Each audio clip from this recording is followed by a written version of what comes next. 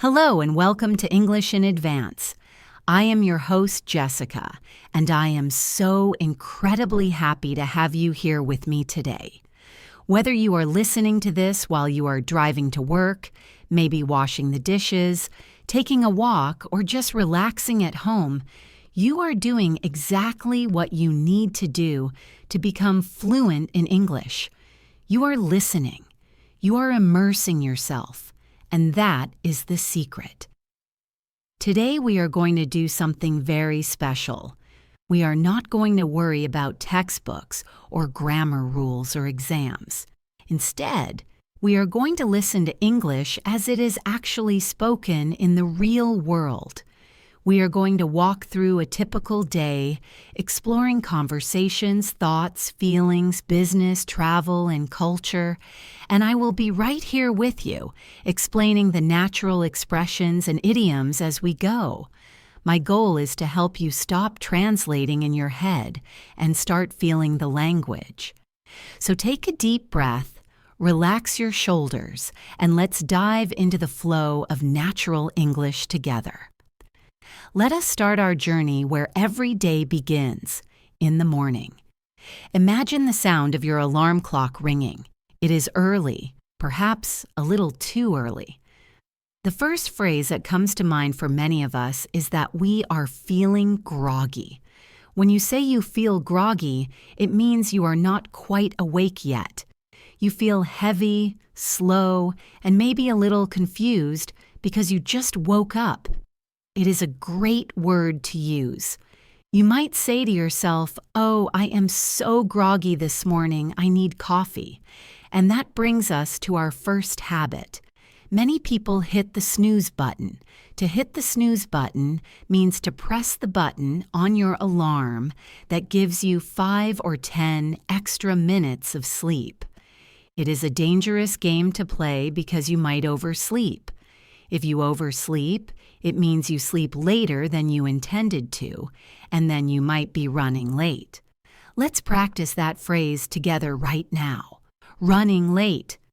It does not mean you are physically running. It simply means you are behind schedule. Try saying it with me. I am running late. One more time. I am running late. Excellent. Now, imagine you have finally gotten out of bed. You head to the kitchen. You might say, "I need to get going." To get going means to start your day or start moving. You might make a cup of coffee to wake yourself up. We often call this a caffeine fix or a morning pick-me-up. A pick-me-up is anything that makes you feel more energetic or happier. So you drink your coffee, you take a shower, and you get dressed. If you are in a rush, you might just throw on some clothes. When we use the phrasal verb throw on, it implies you are dressing quickly without thinking too much about fashion. You just throw on a jacket and head out the door. Now you are outside and you are starting your commute. Your commute is the journey you take from your home to your workplace or school. This is a time when many people listen to podcasts, just like you are doing right now. Let's talk about the weather, which is the most common topic for small talk in English. Maybe it is raining cats and dogs.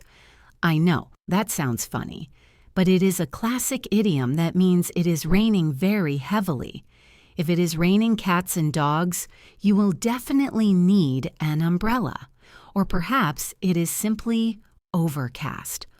Overcast means the sky is covered with gray clouds, but it is not raining yet. It looks a bit gloomy. Gloomy describes weather that is dark and depressing. But let's hope for a sunny day. If the sun is shining, we might say it is a beautiful day out. Imagine you arrive at work or school. You walk in and you see a colleague or a friend. The first thing you usually say is, "How is it going?" This is much more natural than saying, "How are you?" How is it going? It flows together. How's it going? Try saying that gently. How's it going? And the typical response isn't just fine. A native speaker might say, Pretty good. How about you? Or if they are tired, they might say, I'm hanging in there. I love that phrase. I'm hanging in there. It means life is a bit difficult or tiring right now, but I am surviving. I am okay. It is a very honest and human way to answer. Let's pretend you are at work and you have a lot of things to do. You can say, I am swamped. To be swamped means you are overwhelmed with work. You have too much to do. Imagine a swamp, which is wet, muddy land. If you are stuck in a swamp, you cannot move. So if you are swamped at work, you are stuck in your tasks. You might tell your coworker, I can't talk right now. I am absolutely swamped. Another great expression for this is having a lot on your plate. It doesn't mean you have food on your plate. It means you have many responsibilities. You might say, sorry, I can't help you with that project. I have a lot on my plate right now. This is a polite way to say no. Now let's take a break from work and imagine it is lunchtime. You are hungry. We often say, I am starving. Starving literally means dying of hunger, but we use it casually to mean we are very, very hungry. You might ask a friend, do you want to grab a bite to eat? To grab a bite is casual slang for getting a quick meal. You are not going to a fancy restaurant for a 5-course dinner. You are just grabbing a bite. Maybe you go to a sandwich shop. You look at the menu and you can't decide. You might say, I can't make up my mind. To make up your mind means to decide. It is a very common phrase. Finally, you decide on a chicken sandwich. You tell the person at the counter, I'll have the chicken sandwich, please. Notice I said I'll have, not I want. Saying I want can sound a little demanding or childish. Saying I'll have or I would like is much more polite and natural. After lunch, you might feel a little tired. We call this the afternoon slump. A slump is a sudden fall or decline. So the afternoon slump is that time around 2 or 3 in the afternoon when your energy drops and you feel sleepy. You might say, I am struggling to keep my eyes open. To fight this, you might need to power through. To power through means to continue working hard even though you are tired or it is difficult. You push yourself to finish the day. You check your emails. You attend meetings. Speaking of meetings, have you ever been in a meeting that lasts too long? We say the meeting dragged on. When something drags on, it continues for longer than necessary and becomes boring. You keep looking at the clock, waiting for it to end. Finally, the workday is over. You can say, let's call it a day. This is one of my favorite idioms. To call it a day means to stop working and go home. You can say this to your colleagues. All right, everyone. We have done good work. Let's call it a day. It is a signal that it is time to relax. You leave the office and maybe you head to the grocery store on your way home. Grocery shopping is a regular part of life. So let's talk about the vocabulary we use there. You grab a cart or a basket. You walk down the aisles. An aisle is the walkway between the shelves. Be careful with the pronunciation of this word. It is spelled with an A and an S, but the S is silent. It sounds like You walk down the aisle looking for ingredients. When you get home, you simply want to unwind. To unwind means to relax and release the tension of the day. Imagine a ball of string that is wound up tight. When you unwind it, it becomes loose. That is what you do to your brain and body in the evening. You might change into comfortable clothes, maybe some sweatpants. We often call comfortable home clothes loungewear. You might start cooking dinner. If you are cooking from scratch, it means you are using fresh ingredients, not a frozen meal or something from a box. Cooking from scratch is healthier, but it takes more time. If you are too tired to cook, you might order in. To order in means to call a restaurant and ask them to deliver food to your house. You might say, "Let's just order in pizza tonight, I'm too tired to cook." While you are eating dinner, you might chat with your family or your partner about their day. You ask, "What did you get up to today?" This is a friendly way of asking, "What did you do?" What did you get up to? Listen to how the words connect. What did you get up to? Try asking that. What did you get up to today? It shows you are interested in their life. Maybe they tell you some good news. You can respond by saying, "That's music to my ears." This idiom means you are very happy to hear that news. Or maybe they tell you about a problem. You can show empathy by saying, "I'm sorry to hear that," or "That sounds tough." Being a good listener is just as important as being a good speaker. After dinner, it is time for some leisure time. Maybe you binge watch a TV series. To binge watch means to watch many episodes of a show one after another, all in one sitting. It is very common these days with streaming services. You might say, "I stayed up all night binge watching my favorite show," or maybe you prefer to hit the books. To hit the books is an idiom that means to study. Even if you are not a student in school, you are a student of English, so you are hitting the books right now by listening to this audio. You are dedicating time to self-improvement. As the evening gets late, you start to feel drowsy. Drowsy is similar to sleepy, but it describes that heavy feeling when your eyelids want to close. You might say, "I can barely keep my eyes open. It is time to turn in." To turn in is another way of saying, "Go to bed." You turn off the lights, you brush your teeth, and you get under the covers. You hope to sleep like a log. If you sleep like a log, you sleep very deeply and do not wake up during the night. It is a funny image, imagining yourself as a heavy piece of wood that doesn't move, but it is a very common expression.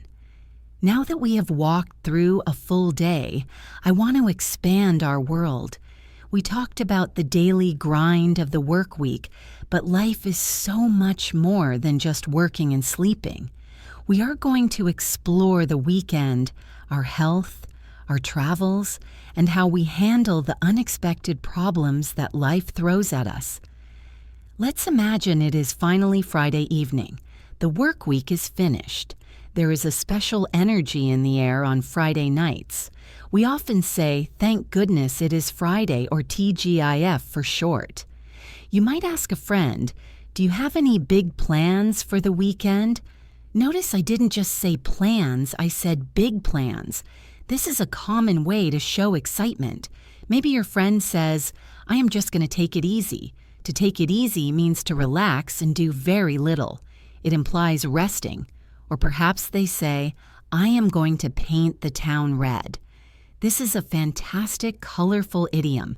To paint the town red means to go out and have a really wild, fun time, usually involving parties, dancing, or staying out late. You might say, "Wow, have fun, but don't do anything I wouldn't do."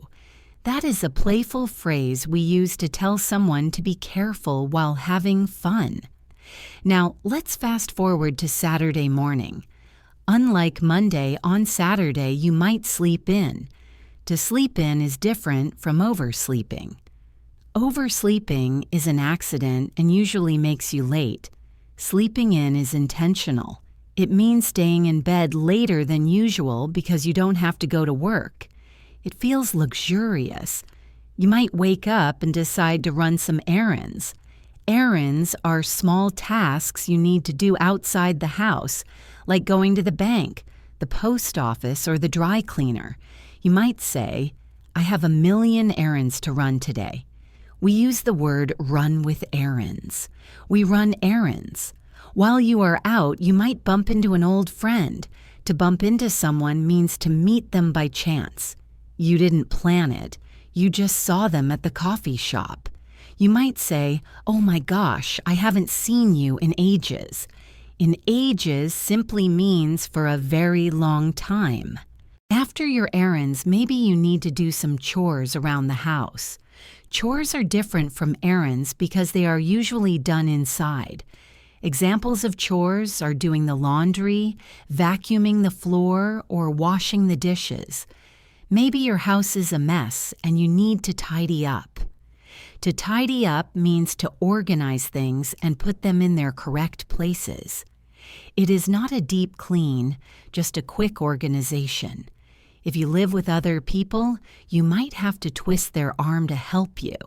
To twist someone's arm is an idiom that means to persuade someone to do something they might not want to do. You might say, "I had to twist my husband's arm to get him to fix the leaky faucet." Speaking of fixing things, maybe you are a DIY enthusiast. DIY stands for do it yourself. If you are handy, it means you are good at fixing things. If you are not handy, you might say, "I am all thumbs." Being all thumbs means you are clumsy with your hands and not good at building or fixing things. Let's shift gears and talk about health and wellness. Because without our health, we have nothing. Imagine you wake up one day and you don't feel quite right. You might say, "I think I am coming down with something." To come down with something means you are starting to get sick, usually with a cold or the flu. You might have a sore throat or a runny nose. If you have a runny nose, it means you need to use a tissue constantly. Maybe you feel a bit feverish. You decide to call in sick. To call in sick means to phone your workplace and tell them you cannot come in because of illness. It is important to rest so you can get back on your feet. To get back on your feet means to recover and return to your normal state of health. Hopefully, it is nothing serious, just a 24-hour bug. A bug is a slang word for a minor virus. But if it continues, you might need to make an appointment with the doctor. When you see the doctor, they will check your vitals, like your blood pressure and temperature. They might give you a prescription. Be careful with this word, prescription. It is the piece of paper or electronic order for medicine. You take the prescription to the pharmacy to pick up your medication. The doctor might tell you that you are fit as a fiddle.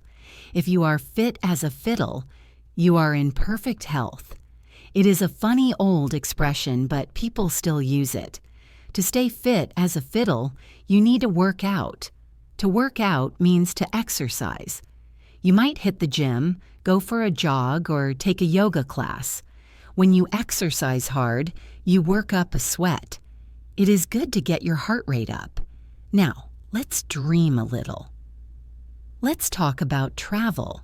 Traveling is one of the best ways to practice English. Imagine you are planning a trip abroad. First, you need to book your flight. You might look for a direct flight, which means the plane goes straight to your destination without stopping. Or you might have a layover. A layover is a stop at another airport where you have to wait for your next plane. Sometimes a long layover can be tiring. You arrive at the airport and go to the check-in desk. The agent will ask, "Do you have any bags to check?" Checking a bag means putting it in the cargo hold of the plane. If you keep the bag with you, it is called a carry-on. You have to make sure your carry-on fits in the overhead bin. That is the storage space above your seat. Going through security can be a hassle. A hassle is a situation that is annoying or difficult. You have to take off your shoes and empty your pockets. But once you are through, you can relax at the gate. Finally, you board the plane. To board means to get on the plane. You find your seat, buckle up, and prepare for takeoff. Buckle up means to fasten your seatbelt. Once you arrive at your destination, you have to go through customs. The officer might ask, "Do you have anything to declare?" This means, "Do you have any goods that you need to pay tax on?" Usually you just say no and you pass through. When you are in a new city, you might want to do some sightseeing. Sightseeing is visiting the famous places in a city, like monuments and museums. You might take a tour bus or just wander around. To wander means to walk aimlessly without a specific destination, just enjoying the view. You might get lost, but that is part of the adventure. If you get lost, you can ask a local for directions. "Excuse me, could you point me in the right direction?" That is a polite way to ask for help. Maybe you want to try the local cuisine. Cuisine is a fancy word for the style of food.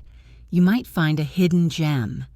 A hidden gem is a restaurant or shop that is excellent, but not many tourists know about it. It is a secret treasure. Let's transition to a topic that affects us all: technology. We live in a digital world and we need the vocabulary to describe it. Have you ever had your computer crash? To crash means to stop working suddenly. It is very frustrating. You might have to reboot it. To reboot means to restart the system. Sometimes the internet connection is spotty. If the internet is spotty, it means it is unstable. It works for a minute, then stops, then works again. You might say, "I can't hear you. You are breaking up." We use breaking up when the audio on a phone call or video call is not clear, or perhaps your screen is frozen. If the screen is frozen, the image doesn't move. You might struggle to log in because you forgot your password. We have all been there. It is a pain in the neck. A pain in the neck is an idiom for something very annoying. Now, I want to talk about money and shopping, but not just grocery shopping. Let's talk about buying clothes. You go to a department store or a boutique.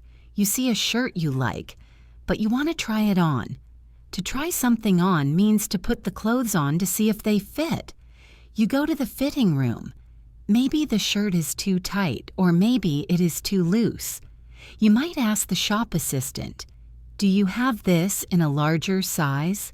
If it fits perfectly, you might say it fits like a glove. This idiom means the size is absolutely perfect for your body. When you go to pay, maybe the store only accepts cash. You might say, "I am short on cash." To be short on cash means you don't have enough money with you. You might need to find an ATM. ATM stands for Automated Teller Machine. It is the machine where you get cash. Sometimes we spend too much money. We can say that costs an arm and a leg. If something costs an arm and a leg, it is extremely expensive. Maybe you bought a luxury car or a designer handbag. On the other hand, if something is very cheap, we say it is a steal.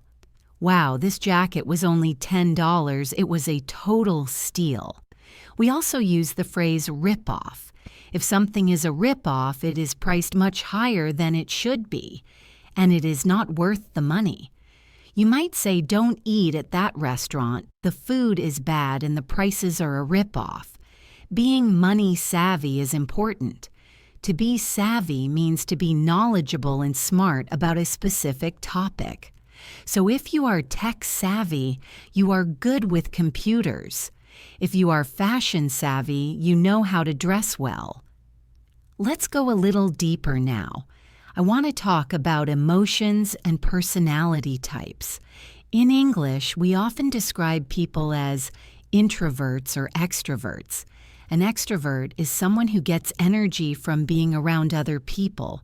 They love parties and socializing. An introvert is someone who needs time alone to recharge. They might prefer a quiet night in with a book. Neither is better than the other. They are just different. You might be a social butterfly. A social butterfly is someone who moves from person to person at a party, talking to everyone effortlessly. Or you might be a wallflower. A wallflower is someone who stands against the wall at a party because they are shy and don't want to dance or talk.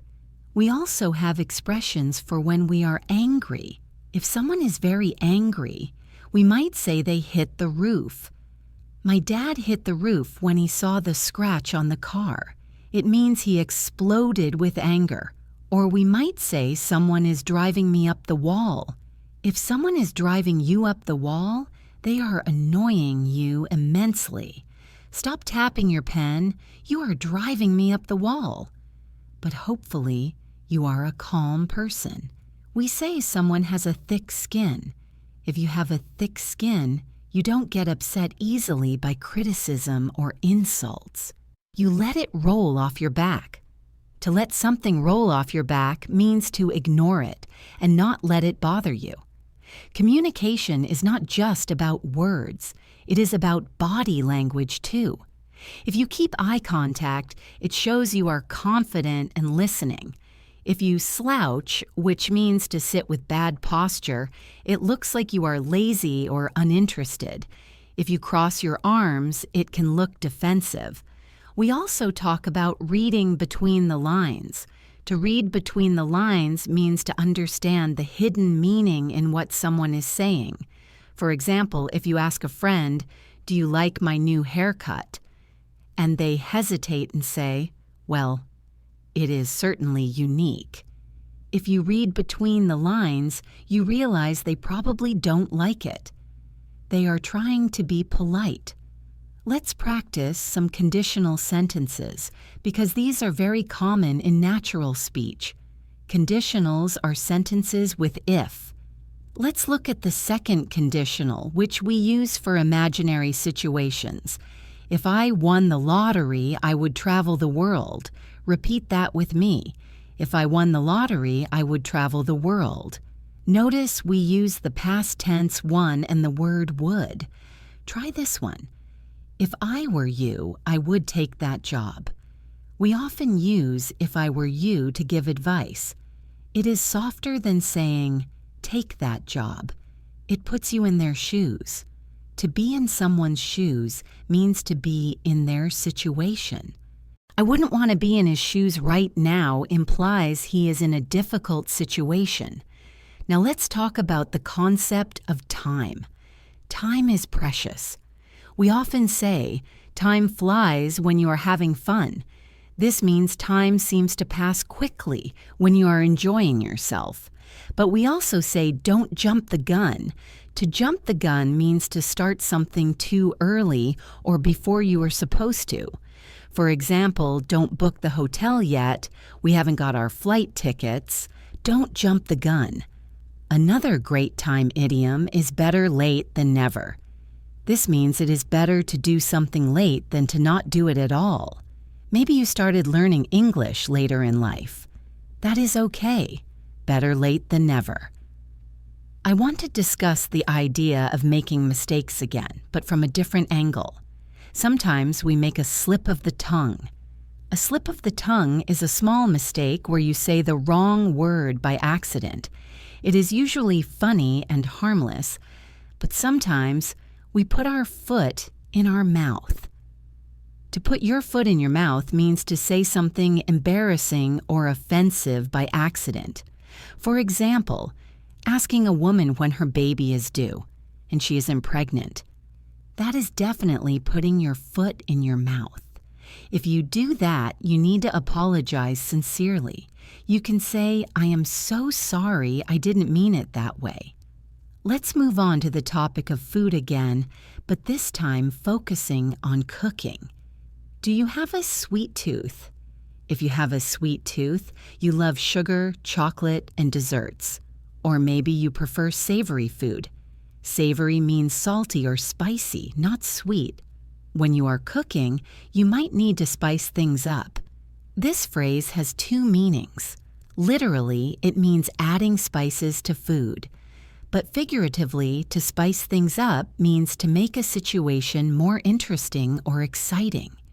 We need to spice up this party. Let's play some music. If a recipe is very easy, we say it is a piece of cake. This is one of the most famous English idioms. The exam was a piece of cake. It was very easy. As we continue listening, I want you to pay attention to how I link words together. In English, we don't separate every word.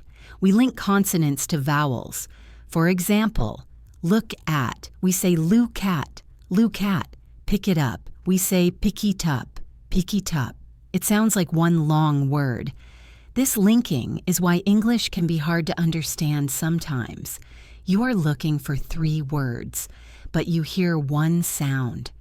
The best way to practice this is to listen to a phrase and try to write it down exactly as you hear it. Then compare it to the text. This is called transcription. It is a powerful exercise. Let's talk about nature and the outdoors. Being in nature is great for the soul.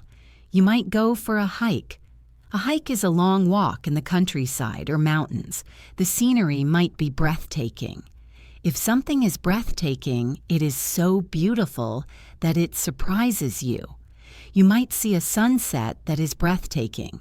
While you are hiking, you have to watch out for poison ivy or bugs. To watch out means to be careful or alert. Watch out, there is a car coming. It is a warning. If you are camping, you might sleep in a tent. You build a campfire and maybe roast marshmallows. This is a classic American tradition. We call it roughing it. To rough it means to live without the usual comforts of home, like electricity or running water. Now let's bring it back to your English journey. You might feel like you have hit a plateau. A plateau is a flat area of land. In learning, hitting a plateau means you stop making progress for a while. You study, but you don't feel like you are getting better. This is completely normal. It happens to everyone. The key is to not give up. You have to push through the plateau. Maybe change your study method. If you usually read, try listening. If you usually listen, try speaking. Shake things up. To shake things up means to do something different to break a routine. Let's imagine you are at a job interview. This is a high-pressure situation. The interviewer might ask, "What are your strengths and weaknesses?" You want to highlight your skills. To highlight means to emphasize. You might say, "I am a team player." A team player is someone who works well with others. You don't want to be a micromanager. A micromanager is a boss who controls every small detail of their employees' work. No one likes a micromanager. You want to show that you can think outside the box. To think outside the box means to think creatively and find new solutions. At the end of the interview, you hope to land the job. To land a job means to successfully get the position. Let's talk about friendship and support. If your friend is going through a hard time, you want to be there for them. You might say, "I have your back." To have someone's back means to support and defend them. You can count on me. To count on someone means to rely on them. You are my rock. If you call someone your rock, it means they are strong and stable, and they support you when you are weak. It is a beautiful compliment. Sometimes, friends have a falling out. A falling out is an argument that ends the friendship, but hopefully you can bury the hatchet. To bury the hatchet means to stop fighting and make peace. Life is too short for grudges. A grudge is when you stay angry at someone for a long time. We have covered so much ground today. We talked about weekends, health, travel, technology, money, emotions, and career. That is the beauty of language. It touches every part of our lives. I want you to notice something. Did you realize that for the last few minutes, you haven't been translating, you have just been listening? You have been following the story. That is the flow state.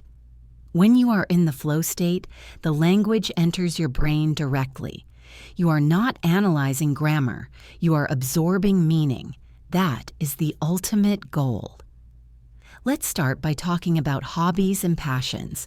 We often ask people, "What do you do for fun?"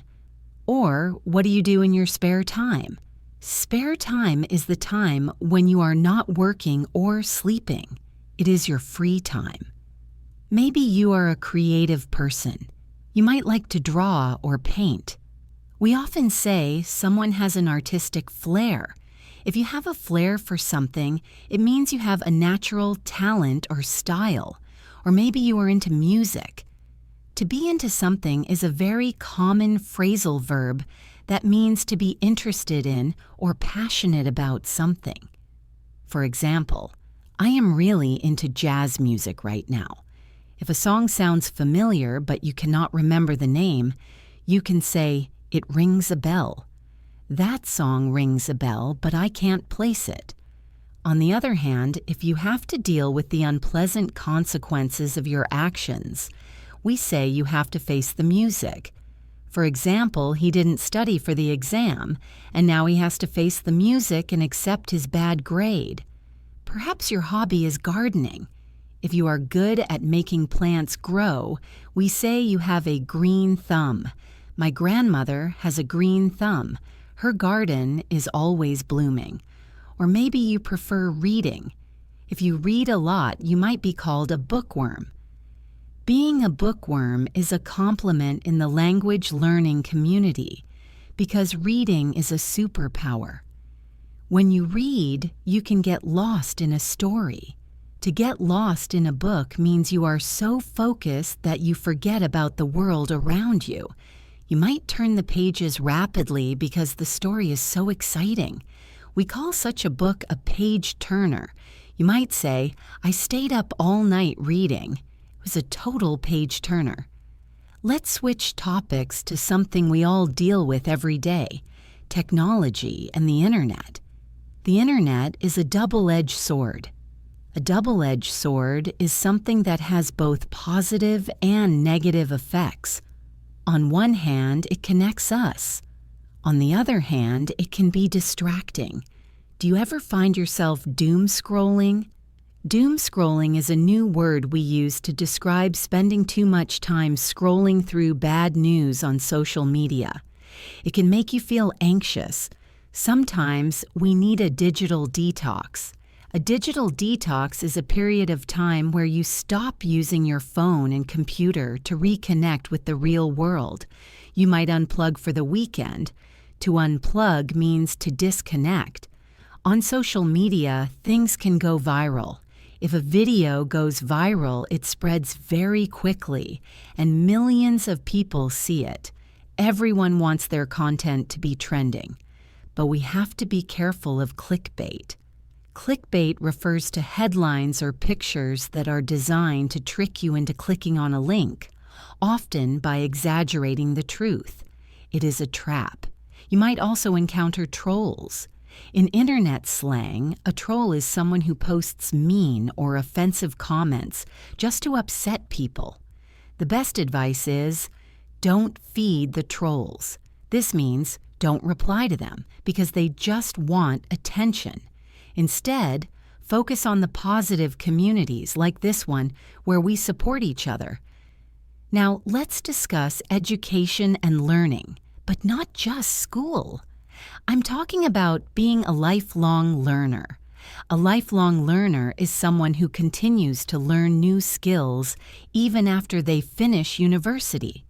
You might take a night class or watch tutorials online. Sometimes, when you are learning something new, you have to start from square one. To start from square one means to start from the very beginning again, because your first attempt failed. It can be frustrating, but it is part of the process. You might want to pick someone's brain. This is a funny idiom. To pick someone's brain means to ask them questions to get information or advice, because they are an expert. You might say to a teacher, "Hey, can I pick your brain about English grammar for a minute?" It is a polite way to ask for knowledge. When you are studying, you don't want to cut corners. To cut corners means to do something quickly and cheaply, usually by skipping important steps. If you cut corners in learning English, you might miss the basics.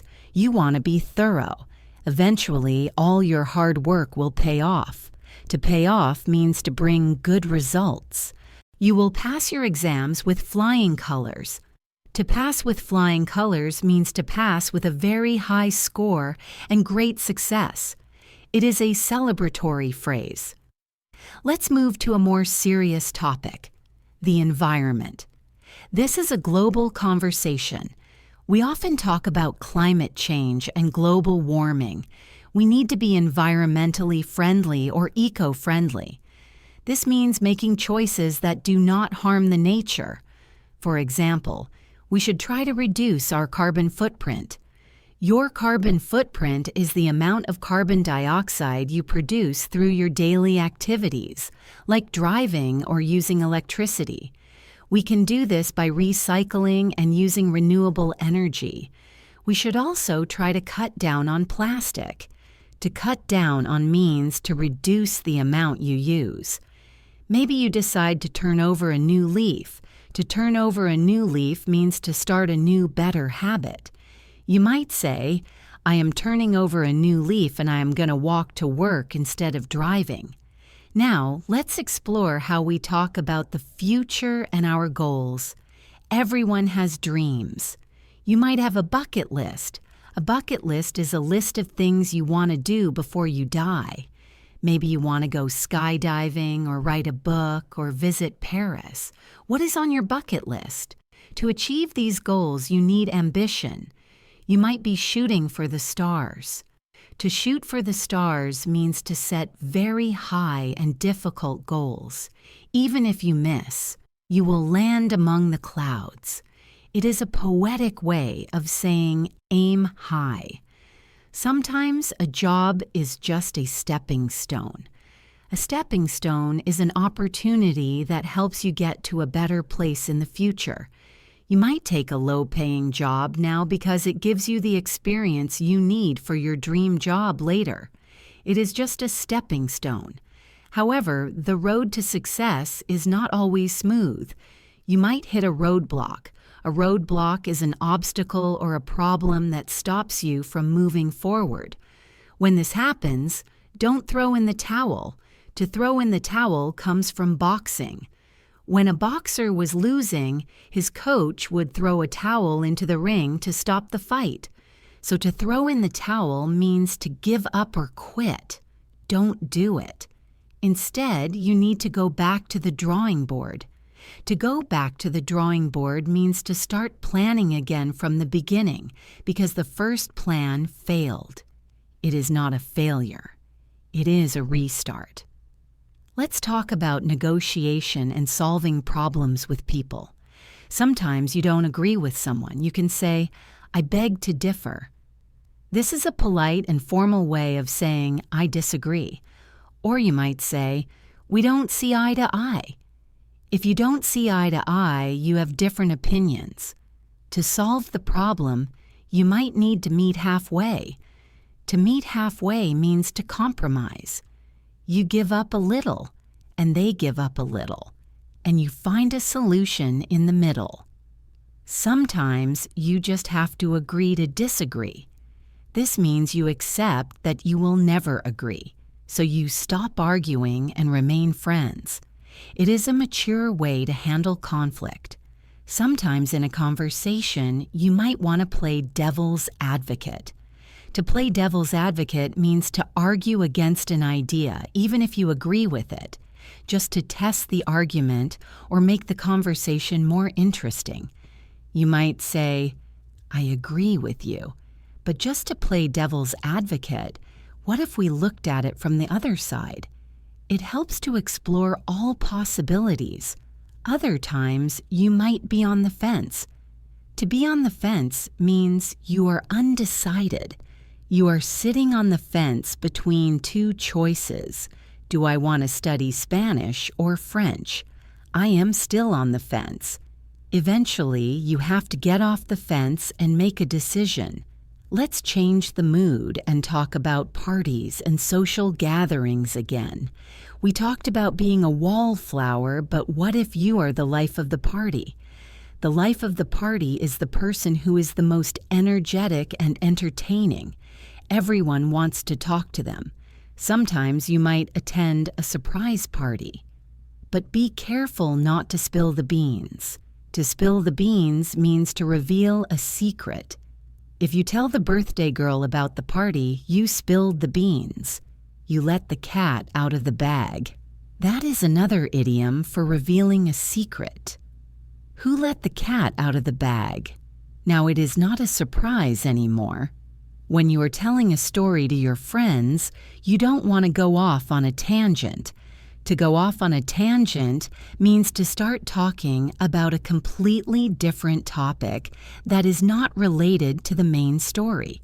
It can be confusing for the listener. You want to keep your story on track. But sometimes, to make a long story short, you skip the details. To make a long story short is a phrase we use to summarize a long event. To make a long story short, we missed the bus and had to walk home. It saves time. Let's discuss the concept of luck. Sometimes things happen by pure luck. We can say it was a stroke of luck. A stroke of luck is a sudden, fortunate event. Maybe you found $20 on the street. That is a stroke of luck. We also say, knock on wood. This is a superstition. When you say something good about your life, you tap on a wooden table to prevent bad luck from ruining it. I haven't been sick all year, knock on wood. It is a cultural habit in many English-speaking countries. If you are very lucky, we say you have the Midas touch. This comes from the Greek myth of King Midas, who turned everything he touched into gold.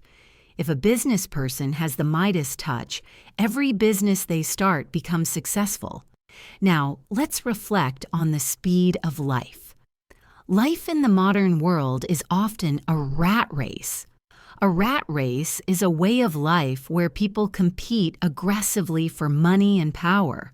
It feels stressful and endless. Many people want to escape the rat race and live a simpler life. They want to stop and smell the roses. To stop and smell the roses means to appreciate the beauty of life and not just work all the time. It is important to find a balance. You don't want to burn the candle at both ends. To burn the candle at both ends means to work late into the night and wake up early in the morning, getting very little rest. If you do this, you will burn out. Burnout is a state of emotional and physical exhaustion. Please, take care of yourself and don't burn the candle at both ends. Let's talk about decisions and risks. Sometimes you have to go out on a limb. To go out on a limb means to take a risk or support an idea that might be unpopular. It comes from climbing a tree. If you go out on a limb, you are far from the trunk and the branch might break, but that is where the fruit is. Sometimes you have to take a leap of faith. A leap of faith is when you believe something will happen even though you have no proof. Moving to a new country to learn English is a leap of faith. You trust that it will work out, and usually it does. I want to address the feeling of being overwhelmed by vocabulary. There are so many words in English. It can feel like you are biting off more than you can chew. To bite off more than you can chew means to take on a task that is too big for you to handle. Don't worry. You don't need to learn the whole dictionary today. Just take it one bite at a time. Rome wasn't built in a day. This famous idiom means that great things take time to create. Your English fluency is your Rome. It takes brick by brick, day by day. Be patient with the construction process. Let's touch on the idea of honesty. We value honesty. We say, honesty is the best policy. It is better to tell the truth. But sometimes we tell a white lie. A white lie is a small, harmless lie told to be polite or to avoid hurting someone's feelings. For example, saying, "That dinner was delicious when it was actually a bit burnt," is a white lie. However, you should generally call a spade a spade. To call a spade means to speak the truth directly and plainly, even if it is not polite. He is not just tired, he is lazy. I'm calling a spade a spade. As we get closer to the next phase of our conversation, I want to talk about memory.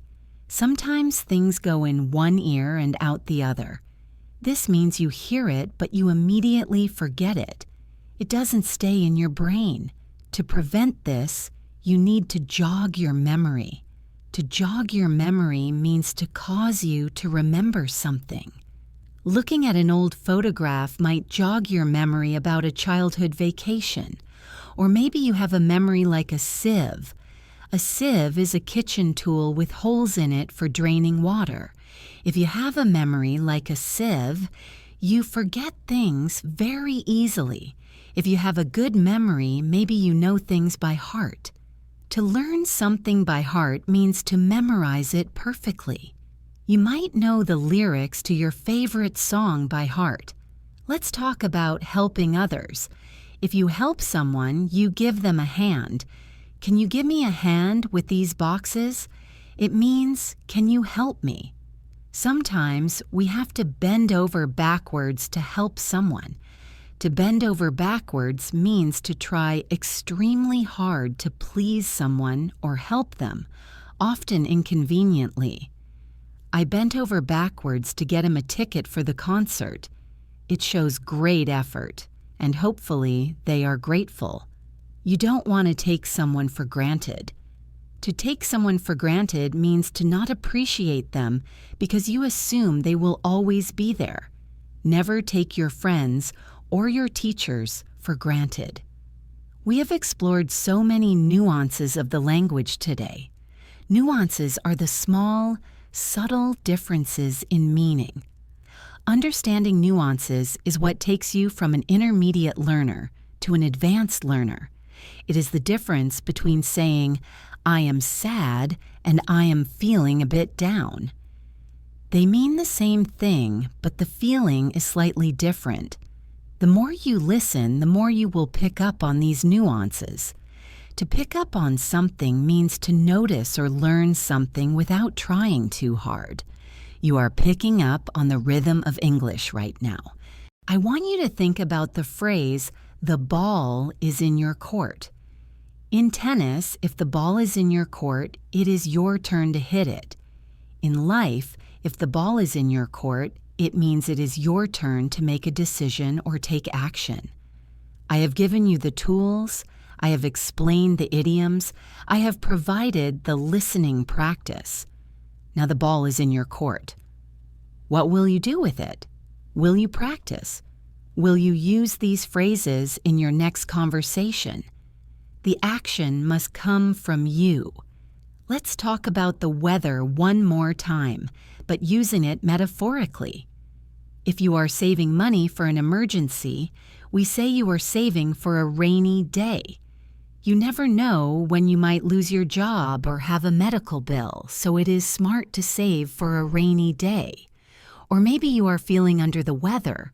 We mentioned this before. It means feeling sick. But what if you are on cloud 9?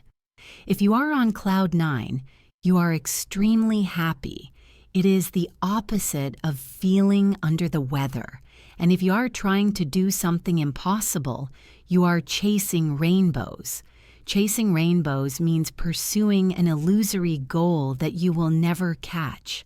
But learning English is not chasing rainbows. It is a very real, achievable goal.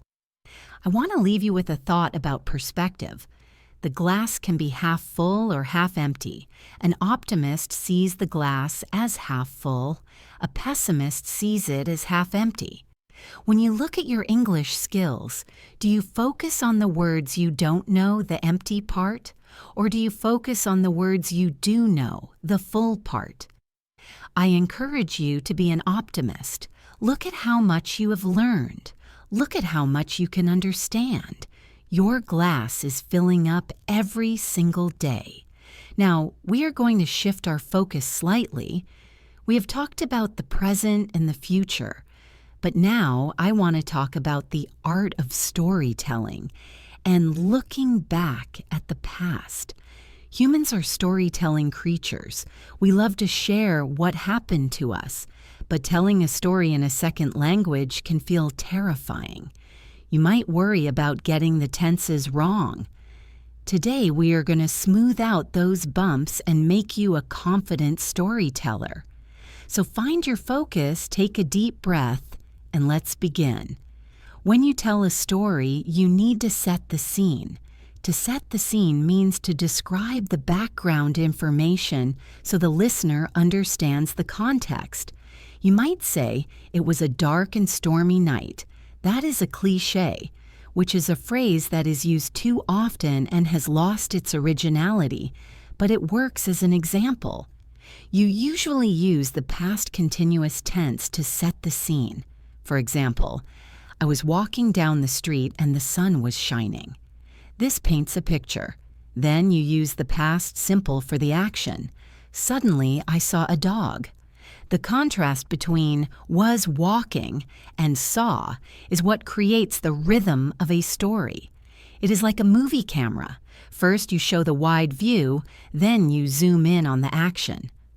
Let's talk about how we express regrets or things that went wrong in the past. We all make mistakes. Sometimes we miss the boat. To miss the boat means to lose an opportunity because you were too slow. Maybe there was a great job opening, but you applied too late. You missed the boat. It is a sad feeling, but it happens. You might say, "I wish I had applied earlier." Notice the grammar there. I wish I had. This is the structure for past regrets. I wish I had studied harder. I wish I had woken up earlier. We also use the phrase, "if only." If only I had known. It expresses a deep desire to change the past. However, there's no point in crying over spilled milk. This is a very famous idiom. Imagine you knock over a glass of milk. It is already on the floor. Crying about it won't put the milk back in the glass.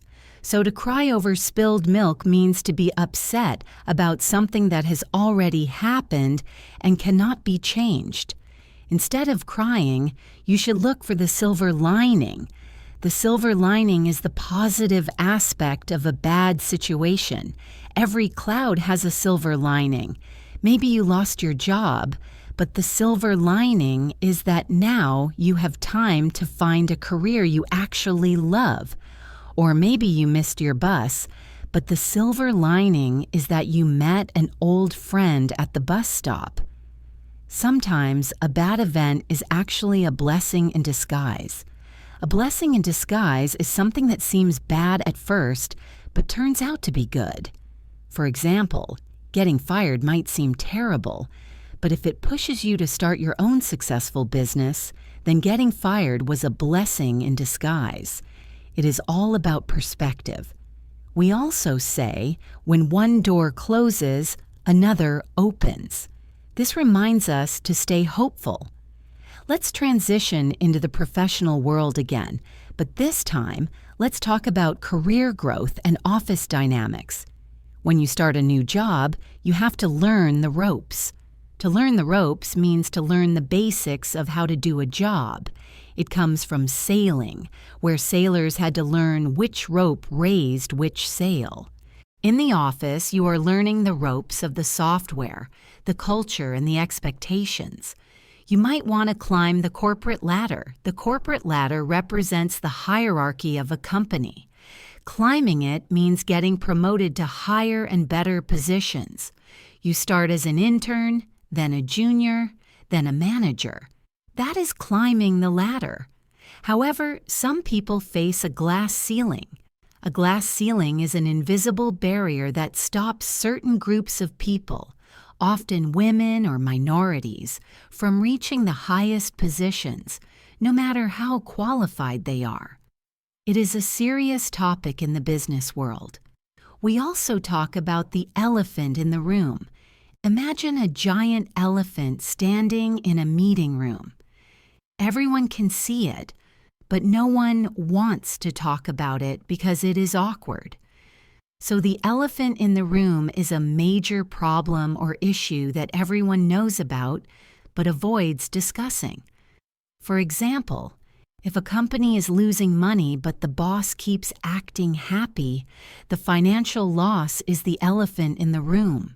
Someone needs to be brave enough to address it. In business and in life, you want to cut to the chase.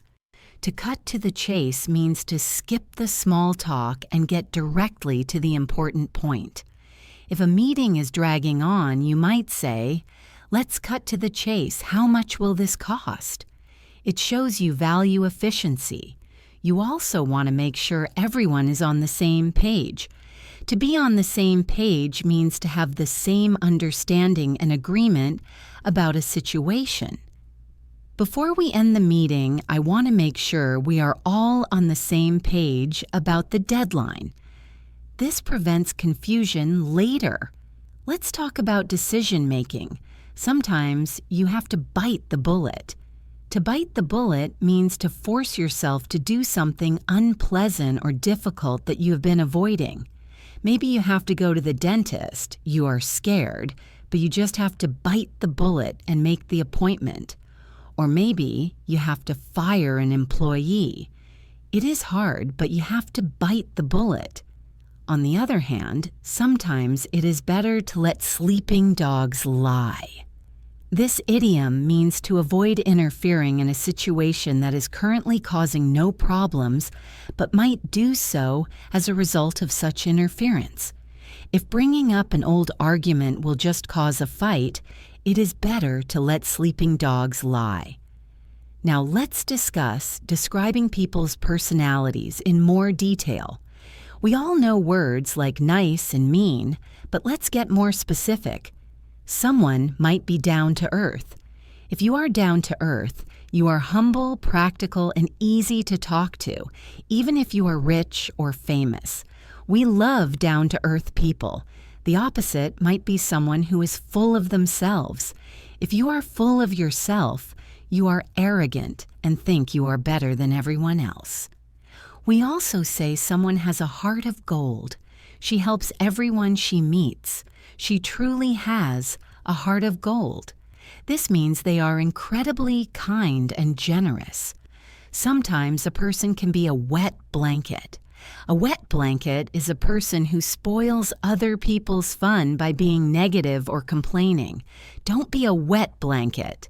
If everyone is dancing, don't sit in the corner complaining about the music. Join in. Or maybe someone is a loose cannon. A loose cannon is an unpredictable person who might cause damage or embarrassment. You never know what they are going to say or do next. It is risky to have a loose cannon on your team. Let's move on to the topic of understanding and learning. Sometimes a concept is very difficult and you just can't wrap your head around it. To wrap your head around something means to understand something complex. I tried to understand quantum physics, but I just couldn't wrap my head around it. It is a great phrase for admitting confusion without looking stupid. Eventually, though, the penny drops. The penny drops is an idiom that describes the exact moment you finally understand something. I was confused for an hour and then suddenly the penny dropped and I knew the answer. It is that aha moment.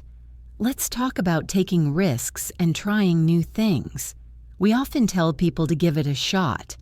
To give it a shot means to try something. I've never played golf, but I'll give it a shot. Or we say, give it a whirl. It means the same thing. If you try your very best, we say you gave it your all. I didn't win the race, but I gave it my all. That is what matters. Sometimes you have to go back to the drawing board, which we mentioned earlier, but sometimes you hit the nail on the head. To hit the nail on the head means to describe exactly what is causing a situation or problem. You are perfectly correct. Jessica, you hit the nail on the head when you said practice is the key to fluency. Now, let's explore the language of agreement and disagreement again. If you completely agree with someone, you can say that again. This does not mean you want them to repeat themselves. It is an emphatic way of saying, I agree completely. It is so hot today. You can say that again. However, if you are skeptical, you might take something with a grain of salt. To take something with a grain of salt means to not completely believe it. He tends to exaggerate, so I take his stories with a grain of salt. It is a way of protecting yourself from false information. Let's talk about rumors and information. Sometimes you hear things through the grapevine. To hear something through the grapevine means to hear rumors or gossip from person to person rather than from an official source. I heard through the grapevine that the boss is quitting. Is it true? Who knows? It is just grapevine talk. Sometimes we need to keep a secret. We say, keep it under your hat. To keep something under your hat means to keep it secret. I'm getting a promotion, but keep it under your hat until next week. I want to touch on the concept of money management again. We talked about saving for a rainy day, but what about living paycheck to paycheck? To live paycheck to paycheck means you spend all the money you earn each month and have no savings. It is a stressful way to live. We also say money doesn't grow on trees. Parents often say this to their children to teach them that money is limited and hard to earn. Mom, can I have a new phone? No, money doesn't grow on trees. If you are very rich, we might say you were born with a silver spoon in your mouth.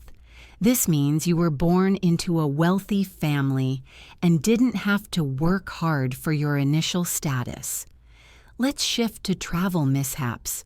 Traveling is wonderful, but things go wrong. Maybe you get ripped off by a taxi driver. To get ripped off means to be charged too much money. Or maybe you get off on the wrong foot with someone. To get off on the wrong foot means to start a relationship badly. Maybe you accidentally insulted the hotel receptionist. You can try to fix it by saying, "Can we start over?" I think we got off on the wrong foot. It is a nice way to reset the interaction. Sometimes you might feel like a fish out of water. A fish out of water is someone who is in a situation they are not suited to or familiar with. I was the only person who didn't speak French at the party. I felt like a fish out of water. As we continue, I want you to notice the intonation in my voice. When I ask a question, my voice goes up at the end. When I make a statement, it goes down. This musicality is essential. If you speak like a robot, people will have trouble understanding your emotions. English is an emotional language. We use pitch to show surprise, anger, sarcasm, and happiness. Try to mimic that pitch. When you say, "Really?" make your voice go high. When you say, "I'm sure," make your voice solid and low. Let's talk about how we handle stress. Sometimes we are at the end of our rope. To be at the end of your rope means you have no more patience or energy left to deal with a situation. The baby has been crying for hours and I am at the end of my rope. You might need to blow off steam. To blow off steam means to do something to get rid of stress or anger, like going for a run or punching a pillow. It is healthy to blow off steam. Otherwise, you might burn out. I want to encourage you to think about the phrase, "Actions speak louder than words."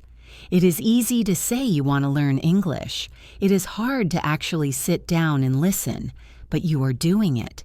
Your action of listening right now speaks louder than any promise. You are proving your dedication. Let's discuss the idea of once in a blue moon. This is a phrase that means very rarely. I only see my cousin once in a blue moon. It is a poetic way to describe rarity. Compare that to 24/7. 24/7 means 24 hours a day, 7 days a week. It means all the time. That convenience store is open 24/7. Finally, let's talk about concluding things. We can say, in a nutshell. In a nutshell means to summarize something in a very few words.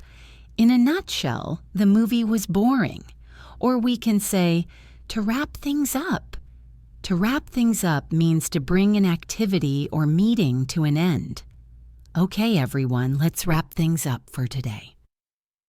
Let's start with something we all face eventually.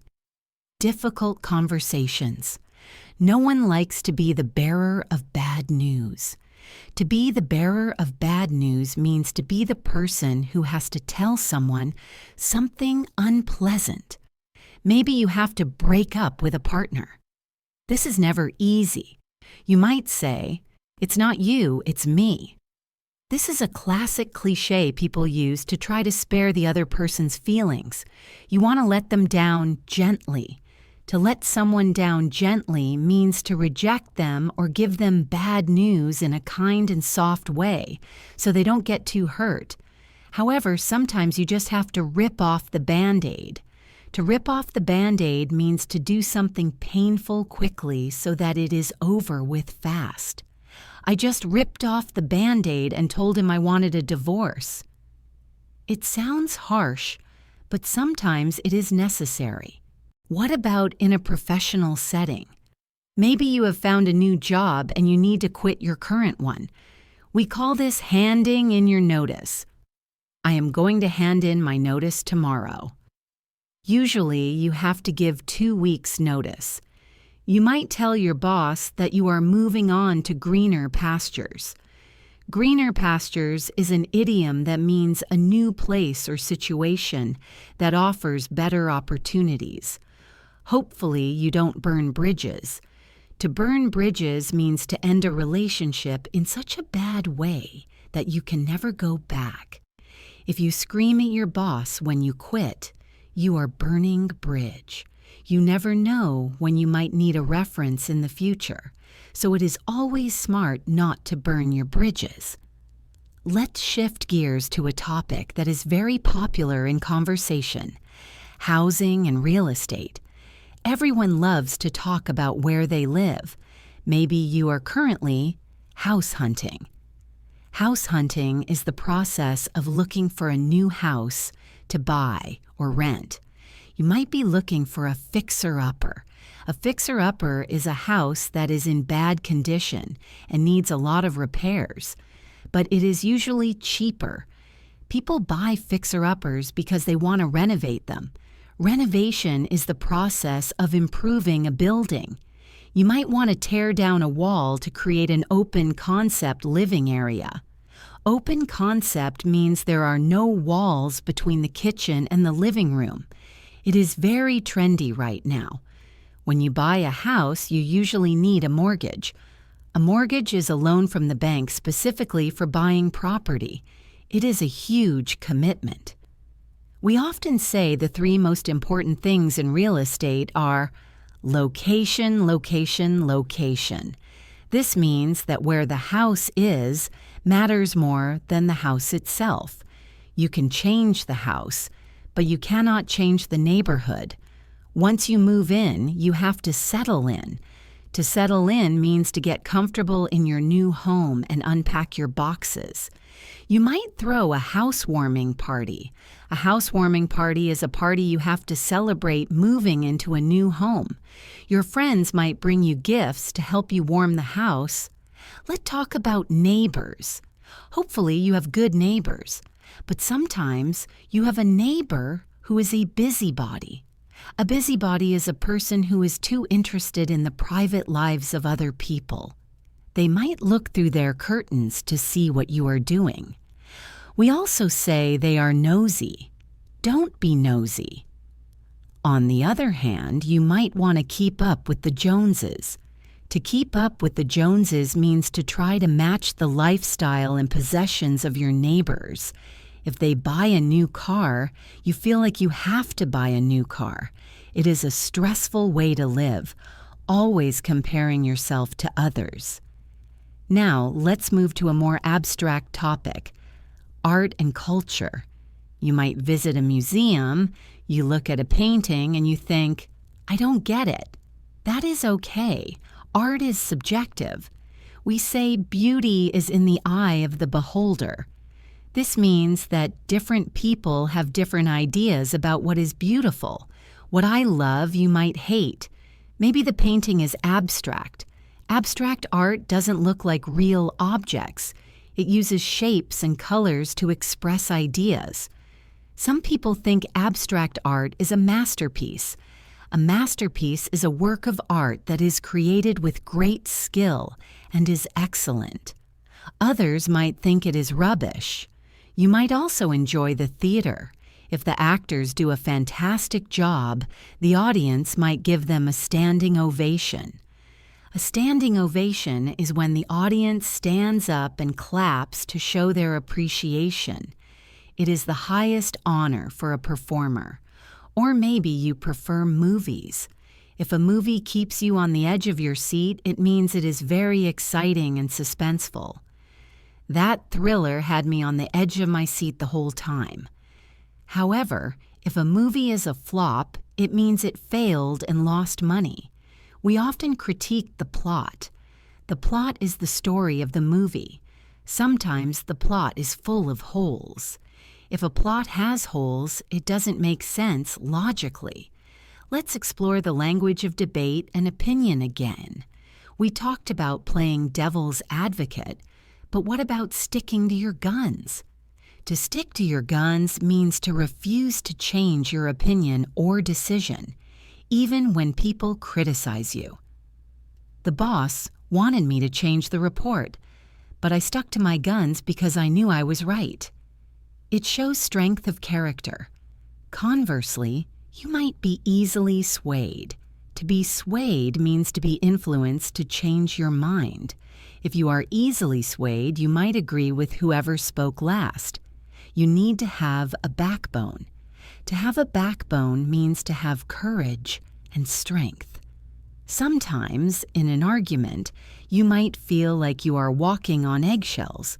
To walk on eggshells means to be very careful about what you say or do because you are afraid of upsetting someone. My roommate is in a bad mood, so I have been walking on eggshells all morning. It is an uncomfortable feeling. You just want to clear the air. To clear the air means to discuss a problem openly to remove the tension and bad feelings. Let's have a meeting to clear the air so we can work together again. Let's inject some animal idioms into our vocabulary, as they are so common and fun. Have you ever heard of a black sheep? The black sheep of the family is the person who is different from everyone else, often in a bad way or just a rebellious way. My brother is a doctor, my sister is a lawyer, and I am an artist. I am the black sheep. Or maybe you feel like a bull in a china shop. A bull is a large, clumsy animal. A china shop is full of delicate plates. If you are a bull in a china shop, you are very clumsy and likely to break things or cause damage in a delicate situation. We also use the phrase, wild goose chase. A wild goose chase is a hopeless search for something that cannot be found. I went to 5 different stores looking for that toy, but it was a wild goose chase. It was a waste of time. And if you want someone to wait or be patient, you can say, hold your horses. This is a classic. Hold your horses, we aren't ready to leave yet. It simply means slow down or wait. Let's talk about crime and mystery, not in a scary way, but in a way we see in movies and books. If a criminal is caught while doing the crime, we say they were caught red-handed, Imagine having red paint on your hands. You can't deny you touched the wet wall. He tried to steal the cookie, but his mom caught him red-handed. If someone does something bad but doesn't get punished, we say they got away with murder. That teacher is so nice. The kids let him get away with murder. Figuratively, of course. And if there is no danger anymore, we say the coast is clear. Mom is in the garden. The coast is clear. Let's eat the cake. Let's touch on the concept of manners and etiquette. In English culture, we say, mind your P's and Q's. This means to be on your best behavior and have good manners. We are going to Grandma's house, so mind your P's and Q's. We also talk about a faux pas.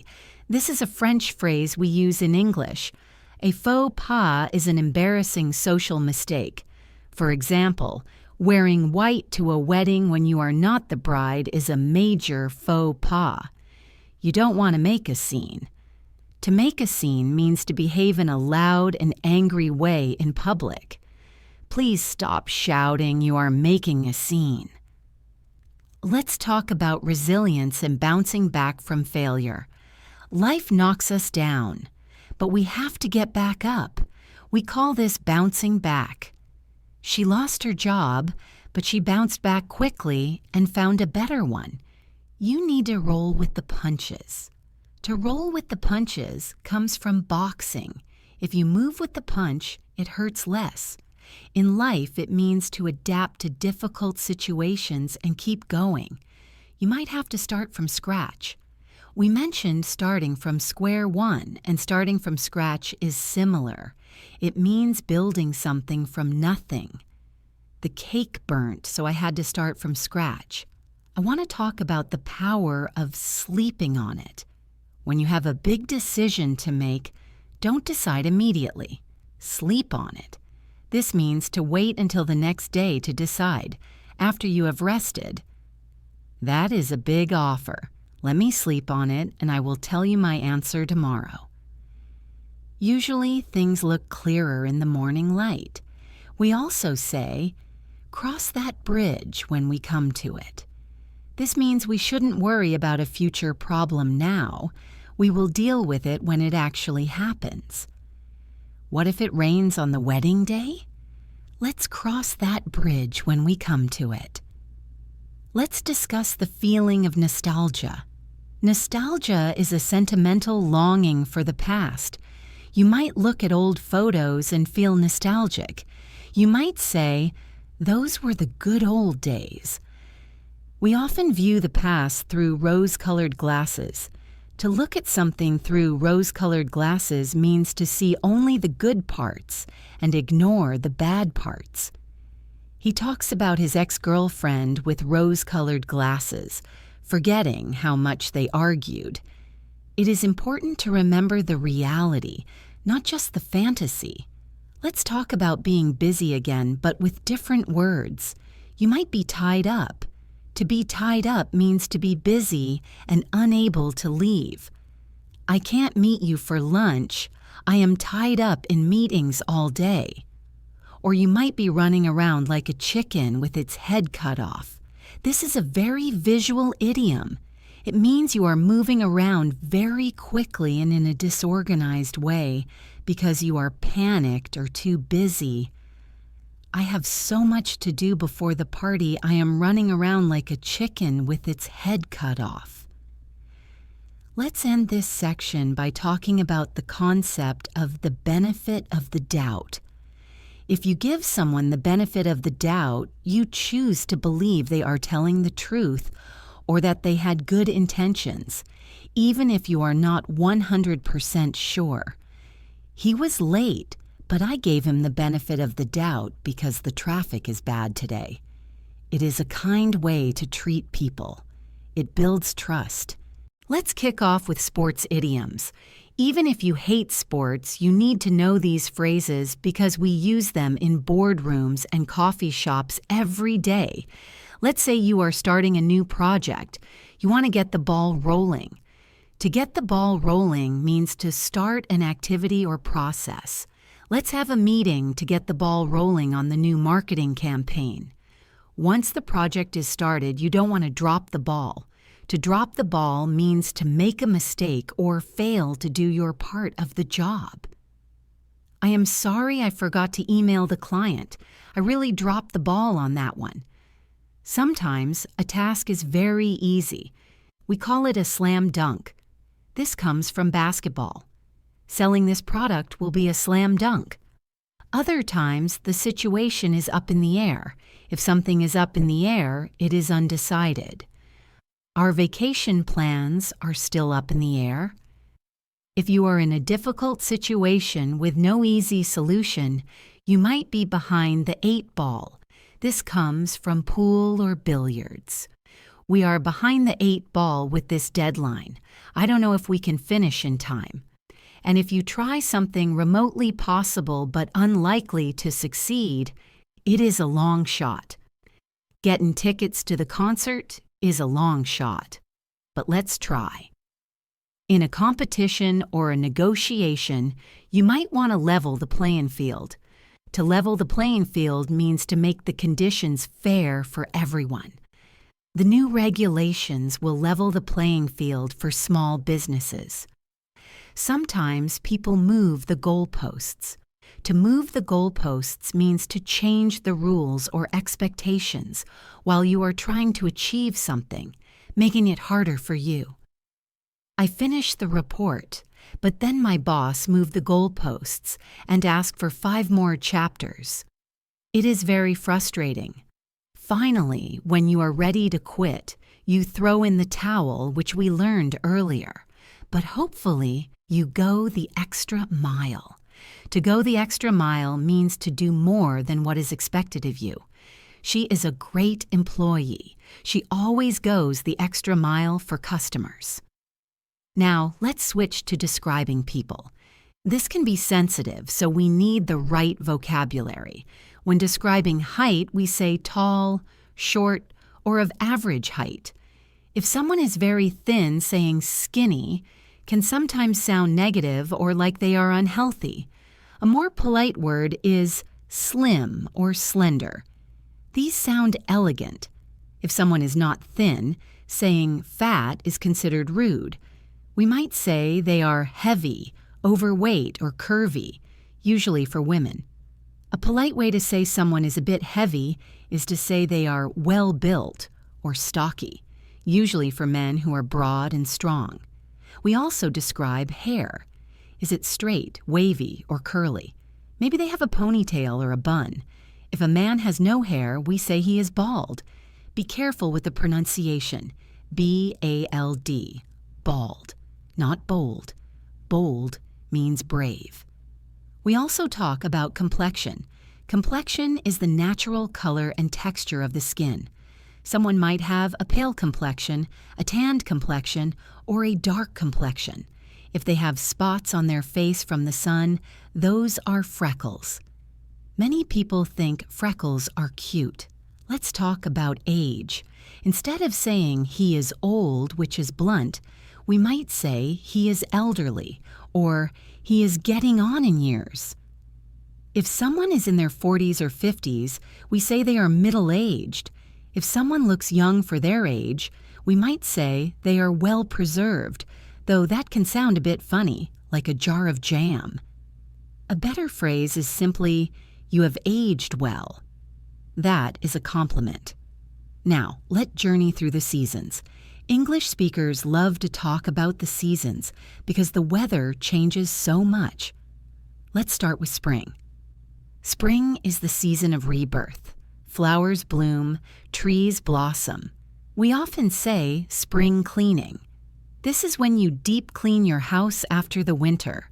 I spent the weekend doing some spring cleaning. The weather might be mild. Mild means not too hot and not too cold. It is pleasant. However, April showers bring May flowers. This means the rain in April helps the plants grow in May. Then comes summer. Summer is synonymous with heat. It might be a scorcher today. A scorcher is a very hot day. It's boiling hot. You might want to beat the heat. To beat the heat means to find a way to stay cool, like going swimming or staying in the air conditioning. We also talk about the dog days of summer. The dog days are the hottest, most humid days in July and August when everyone feels lazy. I can't wait for the dog days of summer to be over. After summer comes autumn or fall. In American English, we usually say fall. The leaves change color and fall off the trees. The air becomes crisp. Crisp weather is cool, dry, and refreshing. It is time to bundle up. To bundle up means to wear warm clothes like layers, scarves, and hats. Make sure you bundle up before you go outside. We also celebrate Halloween and Thanksgiving in the fall. It is a cozy season. Finally, winter arrives. Winter can be harsh. It might be freezing cold. If it is extremely cold, we say it is below freezing. You might see your breath in the air. If there is a snowstorm with strong winds, it is a blizzard. We got stuck in a blizzard. Be careful of black ice. Black ice is a thin layer of ice on the road that is very hard to see and very dangerous for driving. In winter, people often get cabin fever. Cabin fever is the feeling of being bored and restless because you are stuck inside your house for too long. I have had cabin fever all week. I need to get out of the house. Let's talk about holidays and celebrations. We have public holidays, called bank holidays in the UK. On these days, schools and businesses are closed. We often have a long weekend. A long weekend is when you have Friday or Monday off, so you get 3 days of rest. We might go away for the weekend. During holidays like Christmas or Hanukkah, there's a lot of hustle and bustle. Hustle and bustle means busy, noisy activity. I love the hustle and bustle of the holiday shopping season. You might exchange gifts. It is the thought that counts. This is a common phrase meaning that the intention behind the gift is more important than the value of the gift itself.